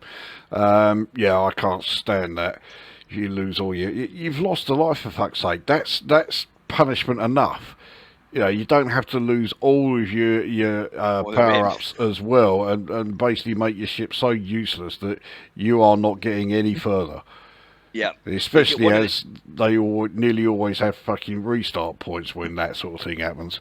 Yeah, and yet there's absolutely no way you're gonna get through it because you're moving. The enemies are coming in 20 to the dozen, and you're moving at the slowest speed possible. You don't even have Yeah, enough. You end up not even having enough speed to pick up the pickups, yeah, the power ups. yeah. See, so you can't pick up any of the power ups. You can't move out of the way of any of the shots that are incoming. So yeah, it's utterly pointless. Yeah, yeah. Um, That's why on the that video where I was having to play fucking Apidia, yeah, I set the number of lives to the minimum because that's another one where if you lose a life, you lose all your power ups. There's no point trying to carry on after that. mm, yeah, yeah. One game I think that does it really well. I have a It's an feeling I'm arcade. going to disagree with this one because I think I know what you're going to say. But go on. No, it's an arcade game. Terra Cresta. You power Oh, up. that's not what I was thinking. You power up, but when you get hit, you just lose the last power up that you got. Oh, So okay. as long as it's almost like you're effectively building up multiple lives. So if you pick up 4 or 5 power ups, you've then got 5. You can get hit 5 times, and it's great. It's a really kind of it makes it playable. It's quite a fair way to kind of play it. It's and then like Hybris on Hybris, the Amiga. that does that as well, and Yeah, that's yeah, and that's it's nice. yeah, I do like that. Mm. Although sometimes they can get a lucky shot and it goes right through and hits the main body of the ship, and then you do lose a life regardless of how many Oh, do you power really? ups you've Ah, got. right, Yeah, right, yeah. but yeah, I'm Well, okay with that. yeah. What No, game were I you thought. thinking was going to Well, I mention? thought you were going to say another one, which, well, I can't stand, and one of the reasons is that when you lose a life, you lose all your power ups, and it's ridiculously hard trying to build them up again. But you keep trying to tell me that that's not the case, and of course, yeah, you know which game I'm talking about, Yeah, fucking R-Type. But yeah, talking about that. Yeah, that's another one I find. Yeah, once you lose your life and you've lost all your power ups, that's it. You're fucked. honestly, I would disagree. You lose all your power ups and you can pick them up pretty quick. Not if you're Uh, me, you can't. yeah, maybe I've just played it more than you, but no, actually, Yeah, I'm I sure would. you have. My experience of that game is you can lose. I mean, you get the little whatever it's called, the remote kind of droid thing, and then you get the laser that bounces up and down. So really, if you lose them, then you're only really 2 power ups away from getting them kind of back. So no, I'm gonna disagree with that one. I think it's Nemesis is the prime example of a game where you lose you die, boom, you're back to again. You've got this really slow moving ship, and you can't actually get up and down quick enough to kind Yeah, of destroy anything. Yeah. yeah. Nemesis or Gradius, whatever you want to call it, is it's a weird one that because I don't know why, but there are occasions where you'll lose a life and you don't lose everything. You'll still have like your It'll missile, and give. you'll even still have your power, your speed ups. And then other Yeah, times you'll lose a life, and when you start again, speed up's already selected, so you can instantly choose that and at least get one speed up. And yeah, then yeah. there are other occasions where you just haven't got anything at all. There's probably some. Yeah, I know what you mean. Sometimes when you die, you've already got, as you say, a credit, and you can press. I was going to say spacebar. You can press button 2, and then you instantly get a speed up. And then you also get some shoot 'em ups. Is it the later gradiuses? Where you pick up the multis, which are little kind of glowing orbs that move up and down, and they replicate the fire. If you die, they stay on the screen, and you can kind of hoover them up quite Well, quickly. that's what Salamander and Is it? Salamander Yeah, 2 yeah, do. yeah. That's right. Yeah, I yeah. don't think any of the Gradius games actually do that because they've all got fucking restart points. But yeah, Salamander certainly does it. One of the, again, I completely forgot about this. and it's my pet hate with shoot 'em ups. Give me 3 lives. If I collide with something, take a life off me. Don't give me a power bar, because then I think, fucking hell, I'm doing really well here. Not realising that I've actually been hit 10 times. Uh, And then you lose, boom. It's again, it's too much. It's too much like holding your hand. Oh, you're getting hit all the time, but you're not dying. Well, where's the fun in that? You're already you're well, losing power, but no, like 19. If I'm going to play the 19 games, it'll always be 1942, because you know where you stand. 3 lives, get hit, life gone. These other ones have got the power ups, and you've got the power bar. No, I'm not a fan. I'm not a fan of power bars for shoot 'em ups. well, there's one game that I would say is the exception to that, and that's Retrograde, that I mentioned earlier. That has the power bar, but I'm quite okay with that. What's that called? Retrograde. Retrograde. Must have Was played it that. was Salamis that an game arcade shoot 'em up? first. No, it's for the 64. It's a Salamis game. One of very few Salamis games that I like. I'm not even. I can't even. Retro. I can't even say. Retro. Yeah, right. No, there we go. I'll just share it just now. Yeah, that's Whoops. Hang on, the wrong one. I can't. Have I even played that before? No, I can't. I can't say. When did it come out? Oh, fucking hell. Oh, 1989. I was on my Amiga at that point. 89. Yeah, okay. I wasn't sure what year it came out, but yeah, 1989. It says here. What were you saying yeah, about that one again? That's a great one. That is one of my top 5 shoot 'em ups on the 64. In fact, possibly top 5 shoot 'em ups of all time. Yeah, I noticed it was programmed by Steve Rowlands, who they made these. Is it Monster and Mayhem? Probably Yeah, not that's games right. that you like. No, I'm not going near that fucking thing. But yeah, they were obviously pretty. I've never actually, never seen that game. It's a fantastic game. Actually, yeah. Speaking of Salamis and shoot 'em ups, of course, it does introduce one game which seems to be a bit of an exception to a lot of what I've said. You get actually no, you don't get power ups as such, but you can select different sort of power ups which are already available to you. But yeah, if you lose a life, you've got to do the whole level again, and that is Hunter's Moon, which is very much just sort of like Thinking Man's shoot 'em up. It's not a shoot 'em up that you just grab the joystick and start blasting away. You've got to put some thought behind what you're doing, which is probably the reason why I like it so much. I think that's a fantastic shooter. And that was another game that, again, I didn't really understand. I remember getting it. I think I bought it actually, and again, I couldn't really figure out what I was meant to do. And I think you showed me how to actually play the game. And okay, yeah.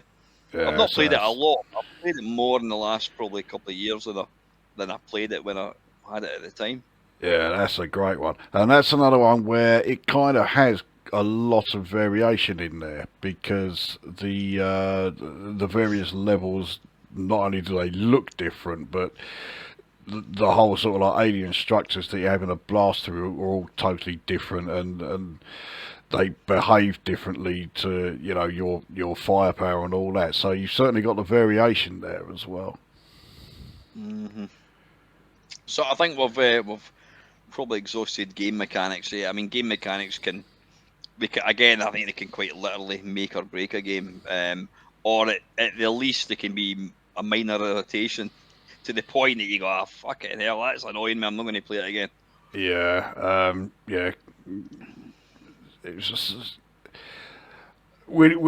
certainly with modern games, just because you come up with an idea, a game mechanic that has not been implemented before, doesn't necessarily mean it's good. There's there's a good chance that someone else has thought of it before and then decided not to bother with it with good fucking reason, Yeah.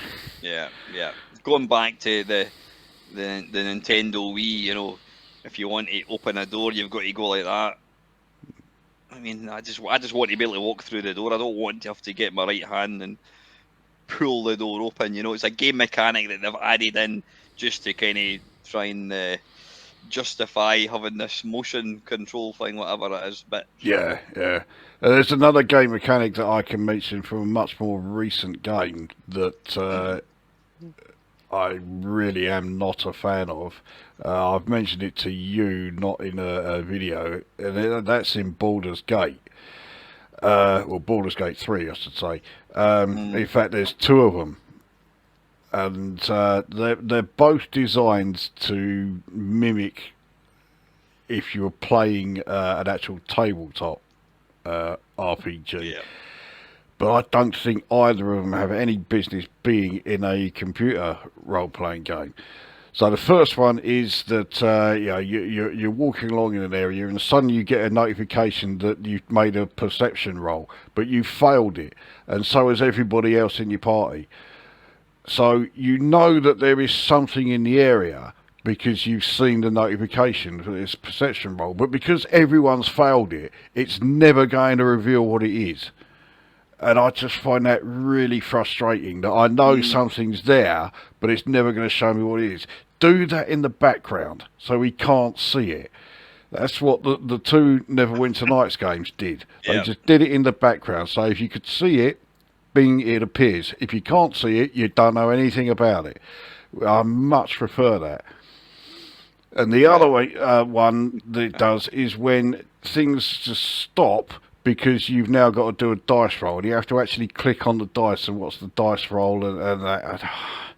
Again, do it in the background so that, you know, the actual like story and the action that we're seeing on screen can flow rather than it stopping because you've now got to roll a dice.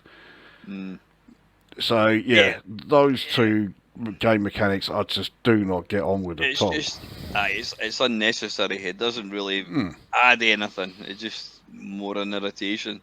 Yeah, I certainly find it irritation. Yeah. I mean, I realise I'm very much in the minority. I mean, the vast majority of people who play Baldur's Gate 3 will probably tell you that it's nigh on flawless. I think the game's anything but flawless. said girl at my work, I told her about you didn't like the dice part, and she says, but that's what the board game is. So she clearly likes it. Yeah.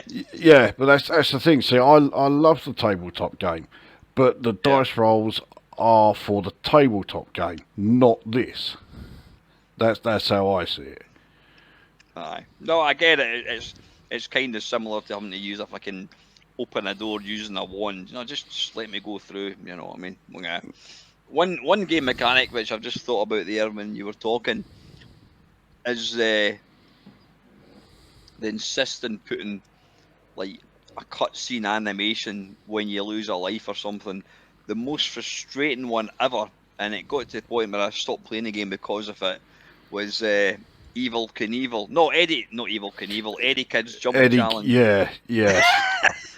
You die, and you don't die. You fall off your motorbike, and then he walks from right to left, extremely slow. Slow, annoying siren noise, and it goes, I hope you like hospital food. It's minorly entertaining once, and then you have to just wait. For fuck's sake. And even one of our favourite football games, was it Kenny Dalglish's soccer or football, whatever it's called.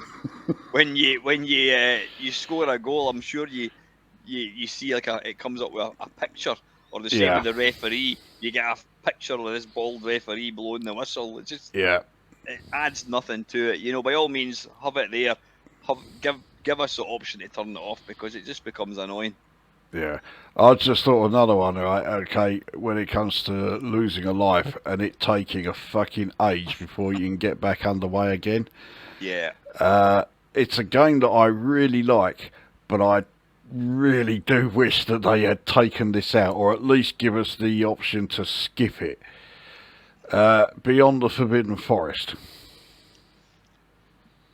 I've not played that often that I can actually remember what, but it's annoying. Yeah, so when you lose a life, if you've got any golden arrows, because if you don't have any, then you lose one life. Oh, That's it, I game remember it over. now. Yeah, if you've got a golden arrow, you've got to sit there and go through this whole fucking like resurrection sequence, and you just sit there thinking, get on with it, you know. And the thing is, it then just suddenly like bing stops, and you're back there. So if Ah, you've like turned away or whatever, thinking, oh Christ, I've got fucking 10 minutes to wait before I can actually get underway. No, you can't leave. You've got to sit there and wait for it because it will come back like instantly and just straight away throw you back into the game again. yeah. To be Um, fair, the original, what do you call it, Forbidden Forest had a similar thing. After you complete a level, he does his little dance. It goes on oh, for about a see, minute. well, see, I don't mind him doing his war dance because I like the music that it plays when he's doing it. So Yeah, yeah, I'm all the right with that music, one. but it goes on and on and on. I think it loops about 4 or 5 times. Uh, yeah, I'm with you. And I can't remember again. Somebody else I read somewhere. Excuse me. It was a games programmer of some sort, and he said his games, you've got the ability when you lose your last life, you can just go bump bump bump, and you're back in the game again. You know, it's instant. You can just jump straight back in. And I want Yeah. to have that option. I don't want to be, especially modern games now, it fucking comes up with text, you've died, blah, blah, blah, and you get music. You just want to just press fire button 2 or 3 times and you're right back in the game again. But yeah, Mm. these games had these annoying things. What are your uh, what are your thoughts on? Again, it goes back to the sort of modern gamers are completely, they want their handheld the whole time. You load up any kind of modern. I don't know if you play modern driving games, or whatever. But when you first start playing them, pardon me, you've got all these options. It's like steering assist is switched on, braking assist is switched on, blah, blah, blah, and it's kind of doing it for you. Are you a fan of these kind of game mechanics? Do you think that kind of helps? Kind of, So, some of them, but not others. Usually because, yeah, these days with racing games, they're all going to be there. So usually mm, before I start, I'll go through the options and see what assists are there, and I'll leave some on. Usually I'll leave like the driving line on because I'm hopeless at being able to spot the driving line without but it doesn't actually any sort steer of you. help. It's just showing you Yeah, exactly. It on just the shows yeah, you the line. yeah. But the rest I'll switch off. I didn't always do that. I've got a couple of videos on my channel which are again like about 8 or 9 years old, where I was playing like racing games. Like Need for Speed Shift, I think, was one that I was playing, and yeah, I had a fair few of the driver assists on for that one. But yeah, nowadays I'll have the driving line on, but that's it. Yeah, there's been times where I've played kind of modern driving games thinking, fucking hell, I'm doing all right here. And then I go into options and realise that all these assists are turned on. Yeah. I'm probably not actually doing very much.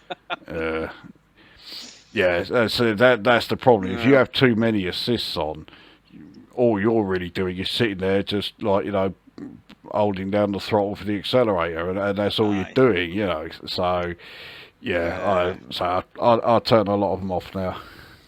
so I I didn't think, always. yeah, game mechanics. I'm going to go first. I'm going to give it a whopping 9. I think game mechanics can make or break a game at worst, Yeah, and they can be minor irritating to the point that you'll go, oh fuck, I can't be bothered with this anymore. yeah, I'll probably go slightly lower, but only slightly. So I'll give it an 8, That's going to be 7. That's going to be 8.5 then, yeah. 8.5. 8.5 out of 10. Importance. And the very last one that I could think of, I added it earlier on when we were talking, is fun. Surely a game has got to be fun. Well, it's certainly got to Or be enjoyable. I'm enjoyable fun, yeah, we'll call it one and the same, yeah. Okay, yeah, because I do make a sort of different. I differentiate between enjoyable and fun, and I'm shock horror. I'm not really the kind of. I'm not a fun sort of person.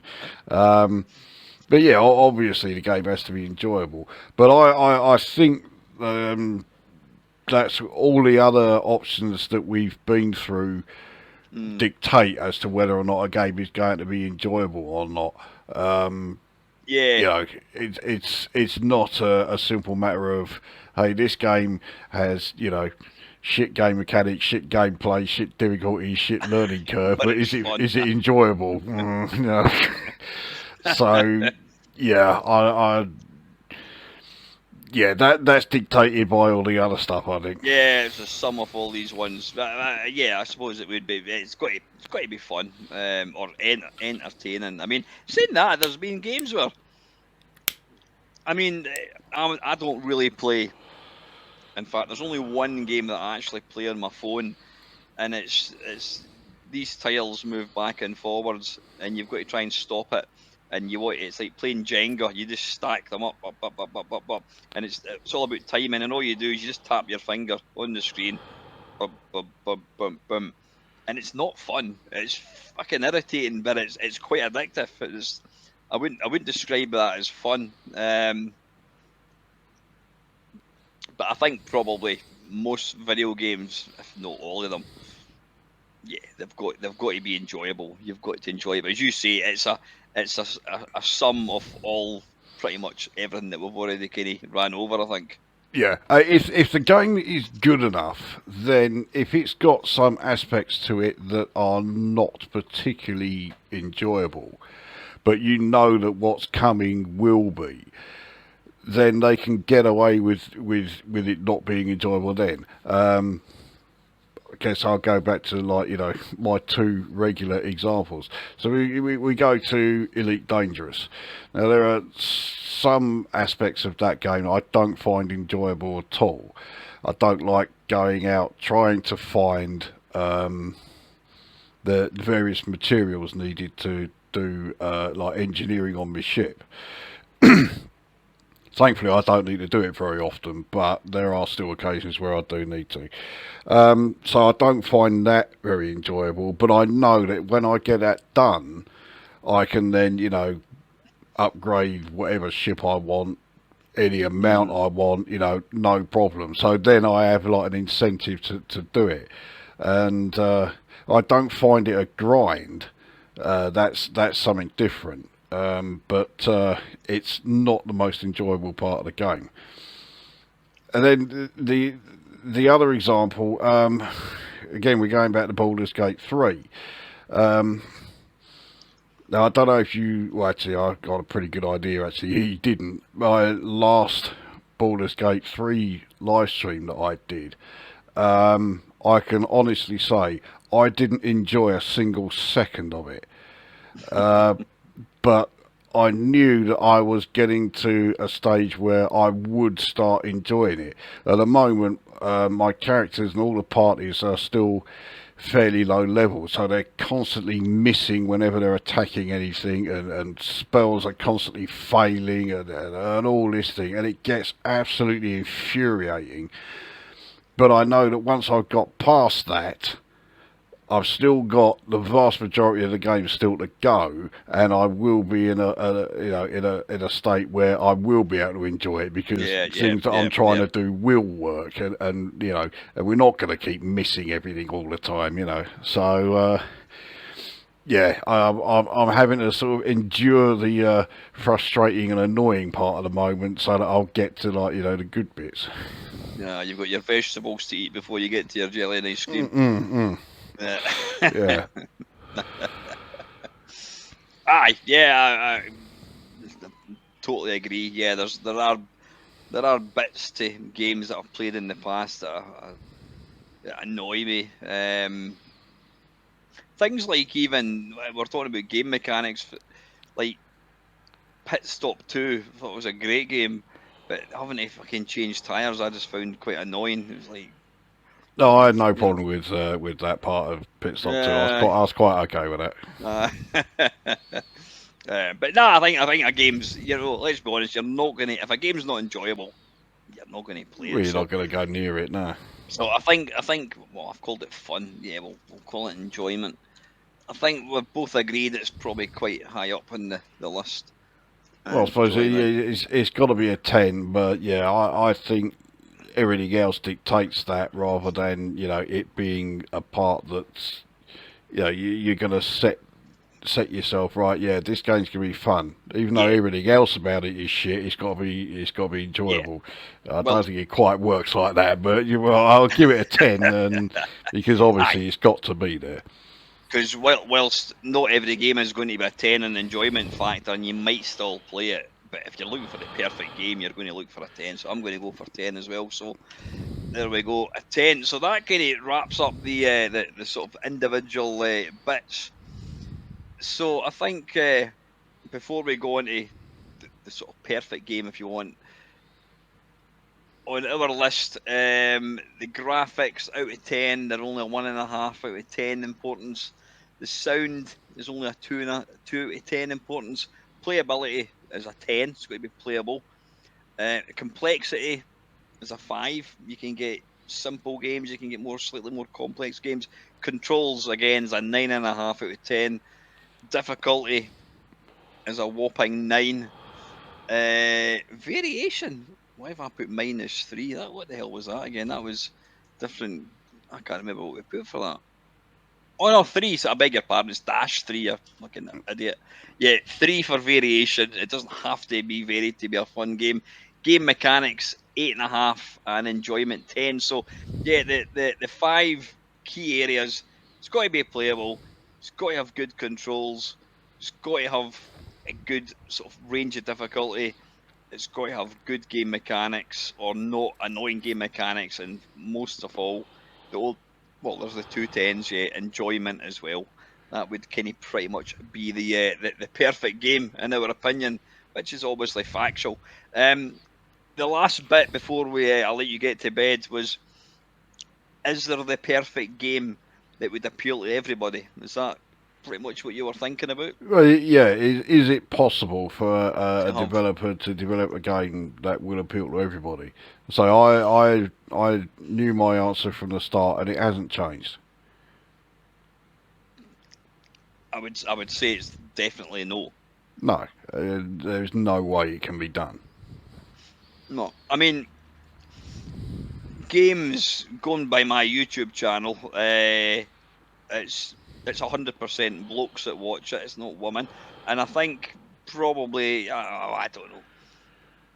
I would imagine that if you were to take a cross section of people who play video games in the UK, by and large they're going to be male. I would think. But Oh yeah, games that yeah, stop, yeah, that's yeah. certainly the case. The vast Apart from the majority girl at would my be. work, obviously. Right, Um, yeah.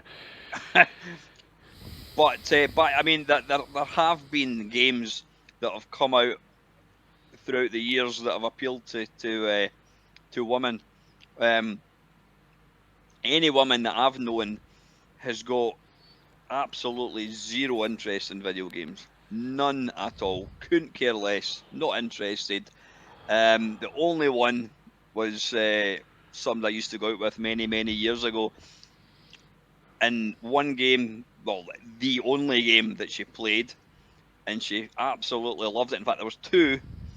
One was Tetris on the Game Boy, and she was fucking phenomenal at it. She loved that, and Shanghai on the Game Boy. Funnily enough, and that was it. Um, I think Can't, can't, Pac-Man was one of these games. I think if you watch all these documentaries, it was a game that appealed to kind of women and men. okay. I just point out, if I was a game developer, the genders of the people who would play it would not even remotely come into consideration. I couldn't give a monkey's toss. No, no.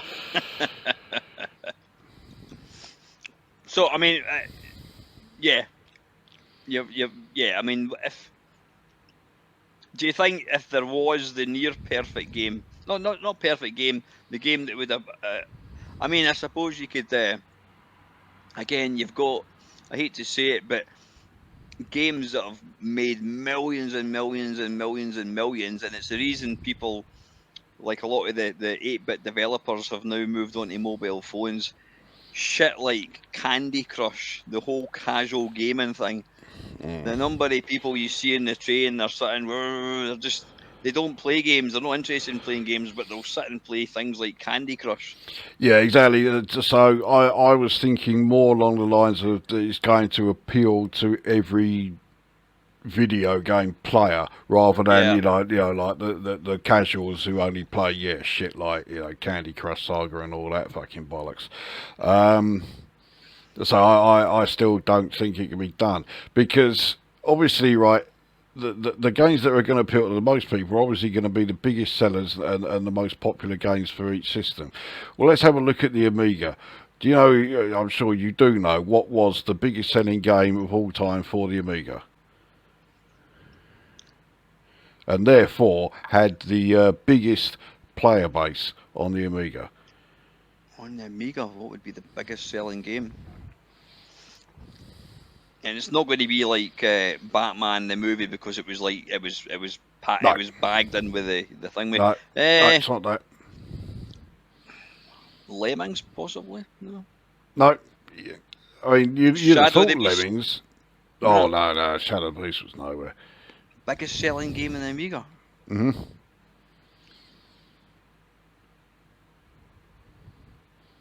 I can give you a clue, but it will give it away. No, I go for it. Okay, biggest selling game Amiga, therefore the most popular game on the Amiga. So you'd think, oh, this could be a good one for game that's going to appeal to everybody. We both utterly detest it. Oh yeah. Yeah. Okay, Rainbow Islands. Yeah. Was that the biggest selling game in the Amiga? Yeah. Yeah. And it's well, there you go. And it's not because we talk to each other. I mean, I know Panther detested it as well. I don't know. It's I suppose it's like the Amiga's equivalent to Candy Crush, cutesy.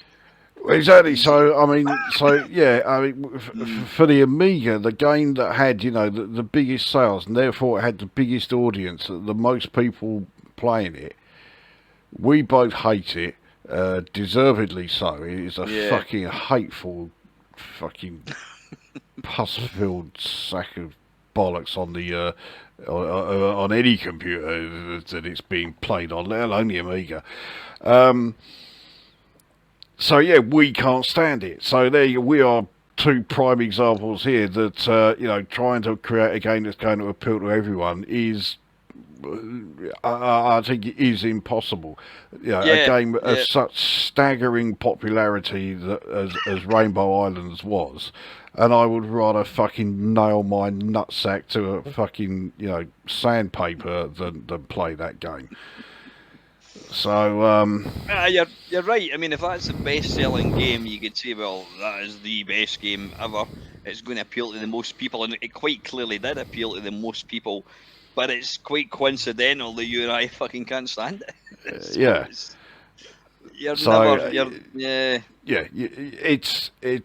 never going to be done. The good thing is that game developers never approach, creating whatever game they're going to be doing next. They never approach it with the idea this is going to be like the big one that everyone is going to buy, because they know full well no, not everyone's going to buy it. There's going to be at least a few people out there who think it's an absolute shit pile. Mm-hmm.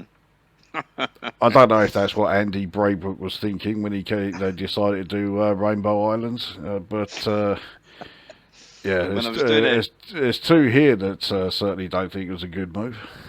When I was doing it Zap Live, he was there, and I was kind of hovering about him, seeing if I could have a quick word with him. And I thought to myself, if I had him on my channel, I would actually. I've kind of called out his games as being fucking terrible games. I can't think any game that I'm a big fan of, Yeah, I mean, okay, totally understandable that you can't stand Rainbow Islands, but I mean, you can't stand Iridium.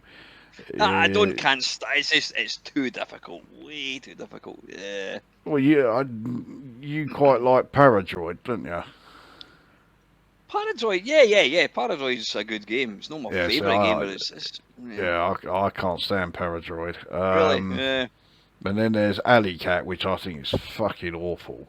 I thought you were going to say you liked it. No, I I never can't really stand got it. on with it. Didn't he do? Was it called Morpheus? Morpheus? Yeah. Yeah. Now that was good. Um, it's quite a complex game actually. That's another one where it looks like it's a shoot 'em up, but it's another one like Hunter's Moon. It's a thinking man's shoot 'em up. So I do quite Aye. like that one. Yeah, I could never really get to grips with that one. But yeah, as I says, if I had that on my channel, I'd be like, fucking Rainbow Islands, don't even get me started. Fucking your rhythm's way too difficult. Yeah. Fucking Alley Cat, don't know what I'm doing. Is he actually Yeah. done? I mean, I do like Gribbly's Day Out. I have to say, it's quite a good little game. Yeah. I have to confess, Gribbly's Day Out I do think is actually quite good, despite the fact that it is a cutesy platform game. It But is the one exception. it falls on the right side of cute for me. I don't actually mind it. I quite like the wee character. Aye, but if there was the nearest perfect game that would appeal to most people, what do you think? What game do you think's come closest? Well, I mean, I I would go for don't. probably like Tetris or something that's. Are you a fan of Tetris? I don't mind it. I'd hardly play it like day in day out sort of thing, but I don't mind it.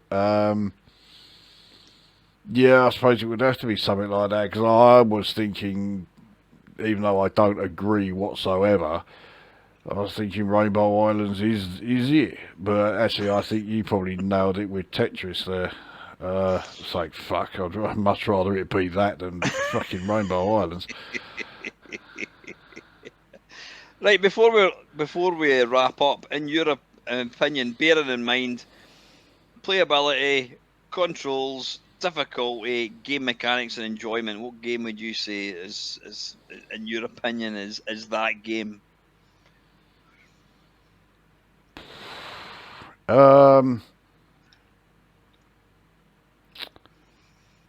I would say Dragon Age Origins. Is that on the P? Is that on the, yeah? It'll be a It's PC game, is it? PC, yeah. Yeah, I'm not Because familiar with that one.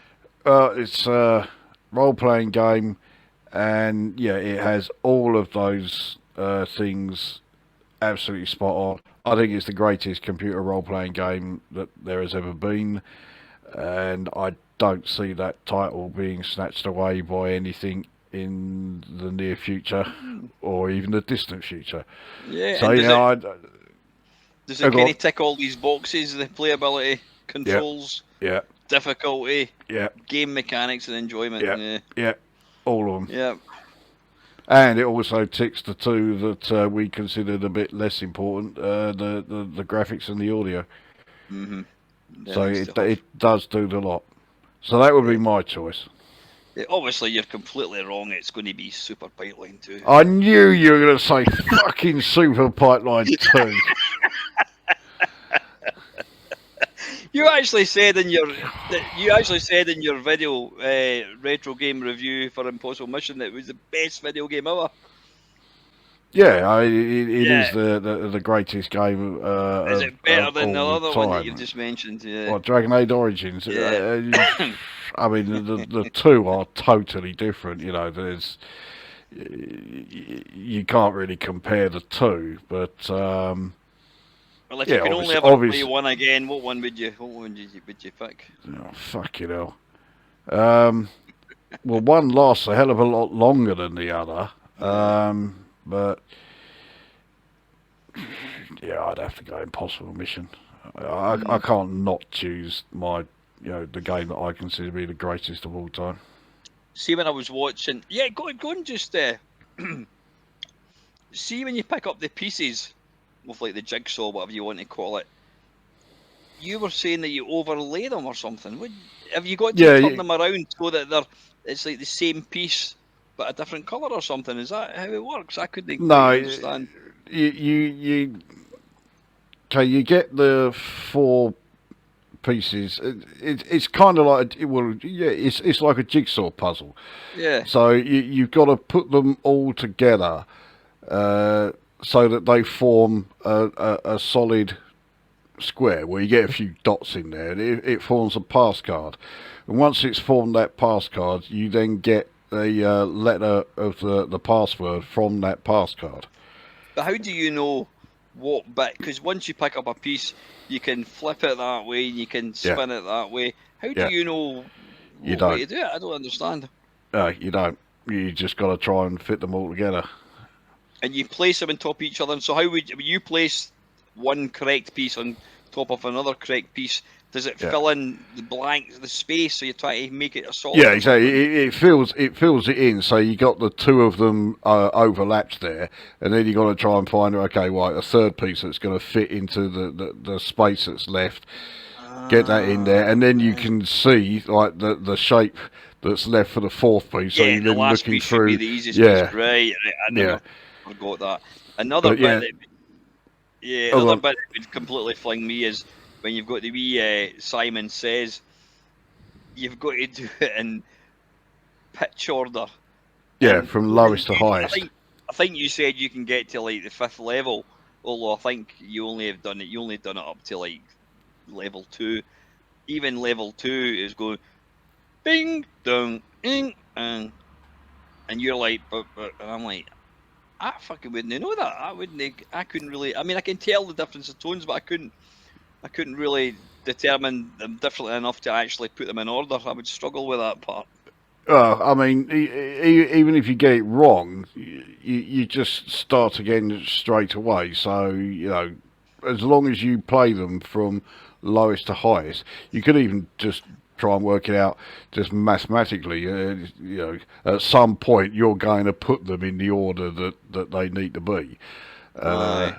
so yeah, it's I mean, when you're only trying to guess like three or four, it's fine. But when you get to like a part where you've got seven of them coming up, then then it's a little more Because tricky doing it that way. try to remember like if the fifth tone was higher pitched than the first tone, I'm like, if it's a number coming up, well, that's dark or whatever. But yeah, trying to do it on maybe I'm tone deaf, I don't know. But you said that you only even if you do get it right, it's just to give you an extra like It gives a lift you reset or something. yeah, it will give you either a lift initializer or a snooze, but that's Right, it. got you. So you do not need to do either of those Simon Says rooms to be able to complete the game. Aye. And you obviously chickened out the room with that thing's going like that. Well, Was that? there's I, with that, I think there's only one thing in there to actually search, and most of the time there's nothing in there anyway. Ah, right. So I So it just might, use it yeah. to get from one side to the other. But if you get to like the end screen, you completely clear the thing. But there's still one bit short. You probably know, well, it must be that one that's in that room with the ball thing that kind of goes around in circles. Yeah, and no, my luck, if I was to try and do that, yeah, that's where it would be. So yeah, but I mean, again, you could then use a snooze, but with that like ball thing moving around, it's never completely shut off. Whereas the robots do get shut off, and you can walk straight through them, no problem. That ball thing, it stops moving, but you'll still lose a life if you hit it, or Oh, you'll lose time if you hit it. if you touch it, yeah. Yeah. Nah, I might go back and yeah. I had a kind of love-hate relationship with the game, but yeah, Well, it's always more like interesting to actually hate, see isn't how it? You know? yeah. What's that? More like hate, isn't it? You an impossible mission. You're right. Anyway, folks, yep, you've heard it here. You now know what makes the definitive game, and you also know that Super Pipeline 2 is the best game ever. So, yeah, thanks to Lukozer for joining me as always. Yeah, we will be back with another video at some point, and as always, folks, thank you very much for watching.